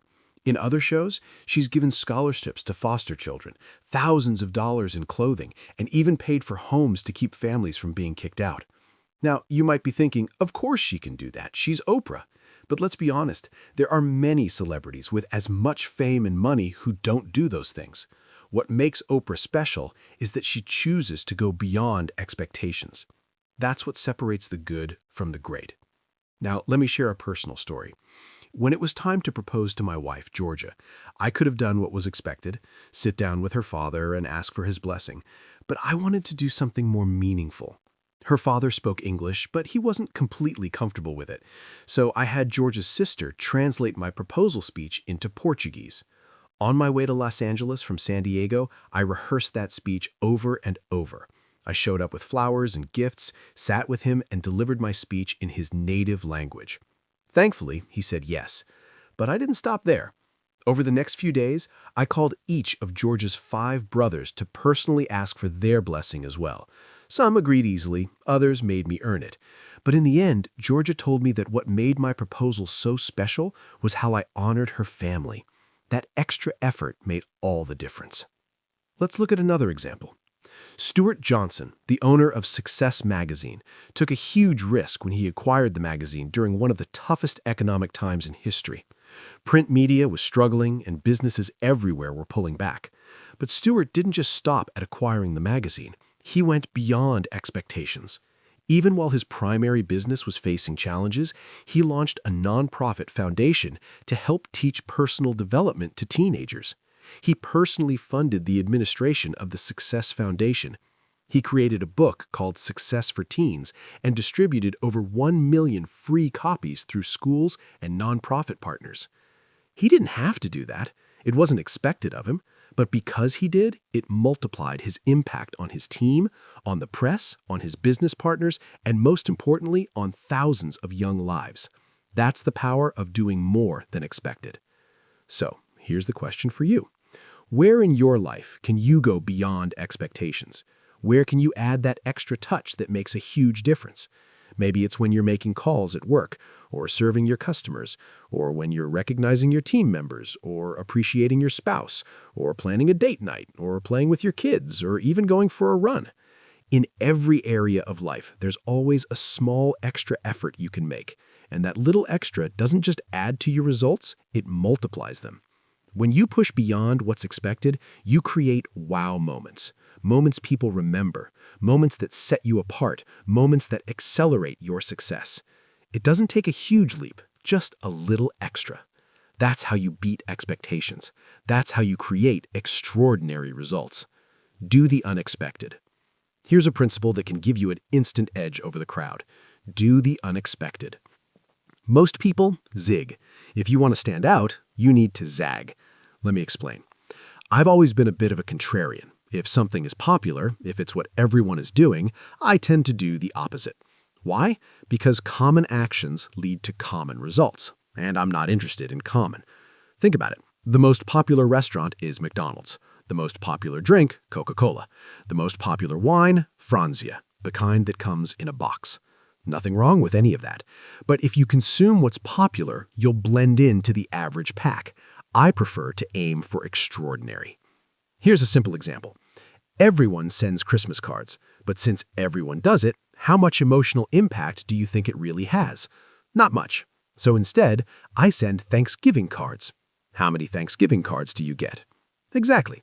It makes people pause. It makes a statement. And rather than printing off a generic best wishes message, I handwrite personal notes telling people exactly why I'm grateful for them. Same effort, but it creates a far bigger impact. Richard Branson, the founder of Virgin, is a master of doing the unexpected. When he launches a new company, he doesn't just send out press releases or host fancy parties. No, he does something bold, something daring, like flying a hot air balloon around the world or driving a tank down Fifth Avenue in New York City to launch Virgin Cola. And guess what? He probably spends the same amount or even less than other companies on marketing. But his unexpected stunts multiply his impact. People remember him. His brand stands out. Doing the unexpected doesn't always require money or massive resources. Sometimes it's just about a little extra effort. When I was in real estate, everyone else would cold call expired listings. I did something different. I would drive to the homeowner's doorstep and personally hand them a sold sign.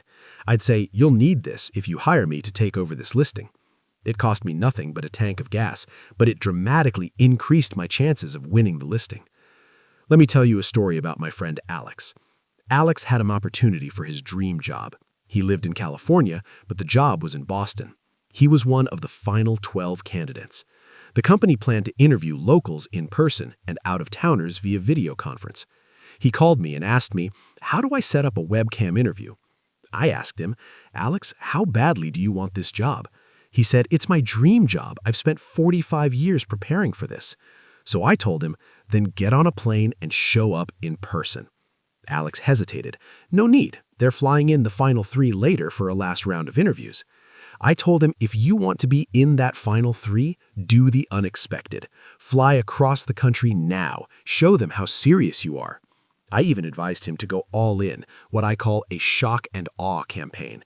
I said, research everyone involved in the decision-making process. Find out their hobbies, their family's interests. Send them books, articles, small gifts.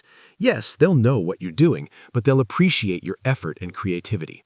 I told him to reach out through his network, find any personal connections to the company and get referrals. Send emails, texts, faxes, social media messages, hit every angle. Sure, it might seem overly aggressive, but here's the truth. You might lose 1 out of 5 people for being too aggressive, but you'll win over the other 4. Unfortunately, Alex didn't take my advice. He didn't make the trip.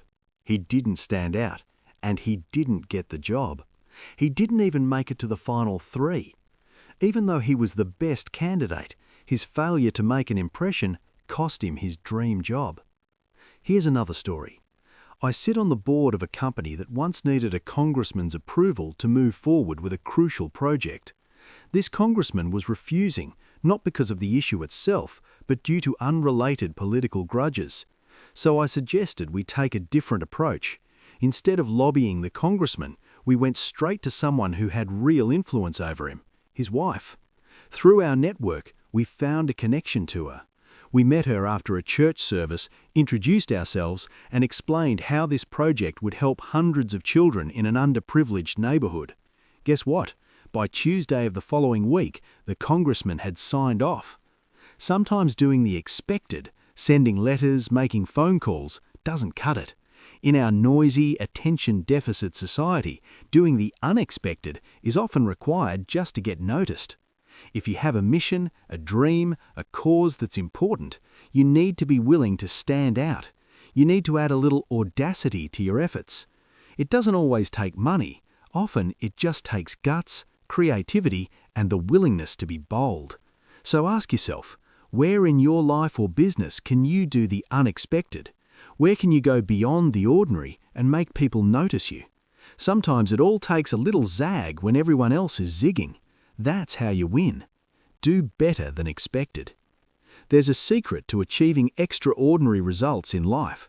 It's simple, but very few people actually do it. The secret is to always do better than expected. Let me share a story with you. Invisible Children is a non-profit I work with. They help rescue children who've been abducted and forced to become child soldiers in Uganda and the Congo. To raise awareness, they organised a powerful event called The Rescue. Across 100 cities, more than 800,000 young people camped outside. They wouldn't leave until a community leader came to rescue them, bringing attention to their cause. In 99 cities, it worked. Senators like Ted Kennedy and John Kerry showed up. Celebrities like Val Kilmer and Kirsten Bell came out to support. But in Chicago, after 6 days, no one had come. They needed Oprah. Day after day, in the rain, they marched around her studios. They danced, sang, and held signs. On the 6th day, they did something different. More than 500 participants stood silently around Oprah's studio holding signs. At 3:30 a.m. that morning, Oprah walked out of Harpo Studios. She spoke to the founders of Invisible Children and invited the entire group to appear live on her show. That moment changed everything. Invisible Children went from being a small non-profit to a global movement. They appeared on Larry King Live and in over 230 news outlets. Their message reached more than 65 million people. A bill supporting their cause is now in Congress. They had already done more than expected with the rescue event, but it was their extra persistence in Chicago that multiplied their impact. That's the power of doing better than expected. Now here's the key. This isn't just for big moments or huge causes. It's in the small things too. Whenever I attend an event, I always dress one level above what's expected. Why? Because it's a simple way to make a statement. When I'm hired to give a keynote speech, I don't just show up and wing it. I spend hours preparing, learning about the company, their challenges, their goals. Why? Because I want to exceed expectations. That's how you build a reputation for excellence. I once worked with a CEO who had a simple but powerful habit. He paid his vendors and suppliers a few days before the payment was due. It didn't cost him anything extra, but the goodwill it created was priceless. People loved working with him because he always went the extra mile. Steve Jobs was a master of this principle. Every time Apple launched a new product, people had high expectations, but Steve always had a little extra surprise up his sleeve, a feature, a design, an innovation that wowed people. That small extra effort multiplied Apple's customer loyalty. Nordstrom is another great example. Their customer service is legendary. They've been known to accept returns of items bought a year ago without a receipt, sometimes even items bought from other stores. Why do they do this? Because they understand that exceeding expectations builds trust and loyalty. Their reputation keeps growing because of it. Now think about your own life. Where can you go the extra mile? Where can you do a little more than what's expected? It could be in how you approach your work, how you serve your customers, how you treat your family and friends, or even in your personal goals and habits. Giving a little more time, energy, or thought to your efforts doesn't just improve your results, it multiplies them. Extraordinary results don't require extraordinary resources, they require extra effort.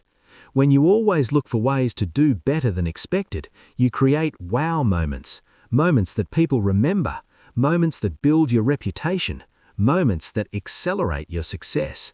So I challenge you, in every area of your life, look for opportunities to go a little further, push a little harder, last a little longer, prepare a little better, and deliver a little bit more. Find the places where you can do the totally unexpected, because it's those small extra efforts that will astonish not only the world, but even yourself. Learning without execution is meaningless. Knowledge in itself is powerless unless it's followed by deliberate action. Motivation, no matter how intense, fades into self-delusion if it's not harnessed into movement. The true change, the transformation you seek, only happens when insights are paired with consistent, disciplined effort. There comes a point when wishing and hoping for success must give way to working for it. Success isn't a matter of luck, chance, or fleeting inspiration. It is a result of small, deliberate actions compounded over time. You now possess a method, a philosophy that can guide you toward tangible, measurable success, but it demands your participation. It requires your commitment. Whenever you notice old habits sneaking back into your life, pause, reflect, redirect. The moment you catch yourself slipping into inconsistency, remember your mission, reignite your purpose, refocus your energy. Success is not a single event, it's a process, a rhythm, and whenever you feel the need to strengthen your resolve, remember why you started. What truly drives lasting success? It's the understanding that making a positive impact in the lives of others creates a ripple effect that ultimately transforms your own life. Every act of significance begins with a choice. The choice to lead by example, to uplift others, and in doing so, elevate yourself. Take a moment and look back on your life 5 years ago. Are you where you thought you would be? Have you overcome the habits you vowed to change? Are you living with the health, wealth, and freedom you envisioned? If not, the answer is simple. It's been a matter of choices. The next 5 years will unfold, but how they unfold depends entirely on the decisions you make today. This is your opportunity to chart a different path. You can choose right now to change the trajectory of your life. It's a matter of deciding that the next 5 years will not mirror the last. It's about committing to the small, consistent actions that align with your values and aspirations. From this moment forward, you are no longer a bystander. You understand the real mechanics of success. You know that overnight transformations are illusions. The reality is much more empowering. It lies in the daily disciplines that may seem insignificant but build unstoppable momentum. The compound effect is always working. Whether for you or against you, the choice is yours. Stay grounded in your purpose. Hold fast to your vision. Avoid the allure of shortcuts and quick fixes. The rewards come to those who remain unwavering, even when the results aren't immediately visible. That persistence, that faith in the process will carry you forward with unstoppable force. There's a principle deeply rooted in the human experience that magnifies success. To receive more, give more.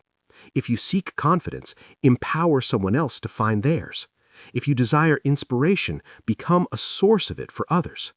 When you help someone else succeed, you inevitably pull yourself toward greater success. Start small. Begin with a simple act of giving.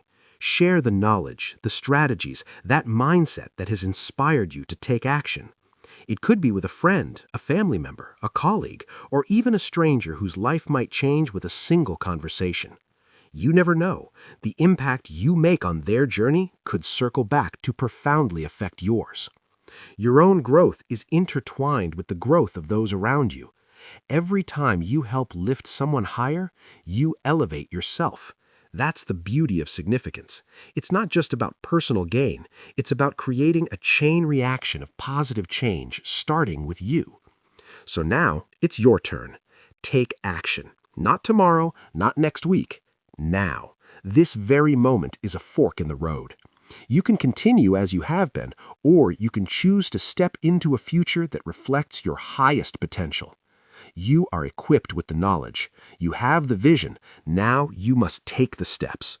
Let the next 5 years be a story of transformation, not of chance, but of choice, not of waiting, but of doing.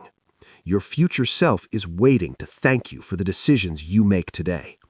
Today, you didn't just consume ideas, you gained tools. Now, use them. Don't let this be another fleeting moment of insight. Commit to one small action. Build forward motion. If this message stirred something in you, take it a step further. Like this video if it added value to your journey. Subscribe to this channel for more bite-sized strategies that spark change. Together, we grow. And momentum, your momentum, does the rest. Every meaningful change begins with one step.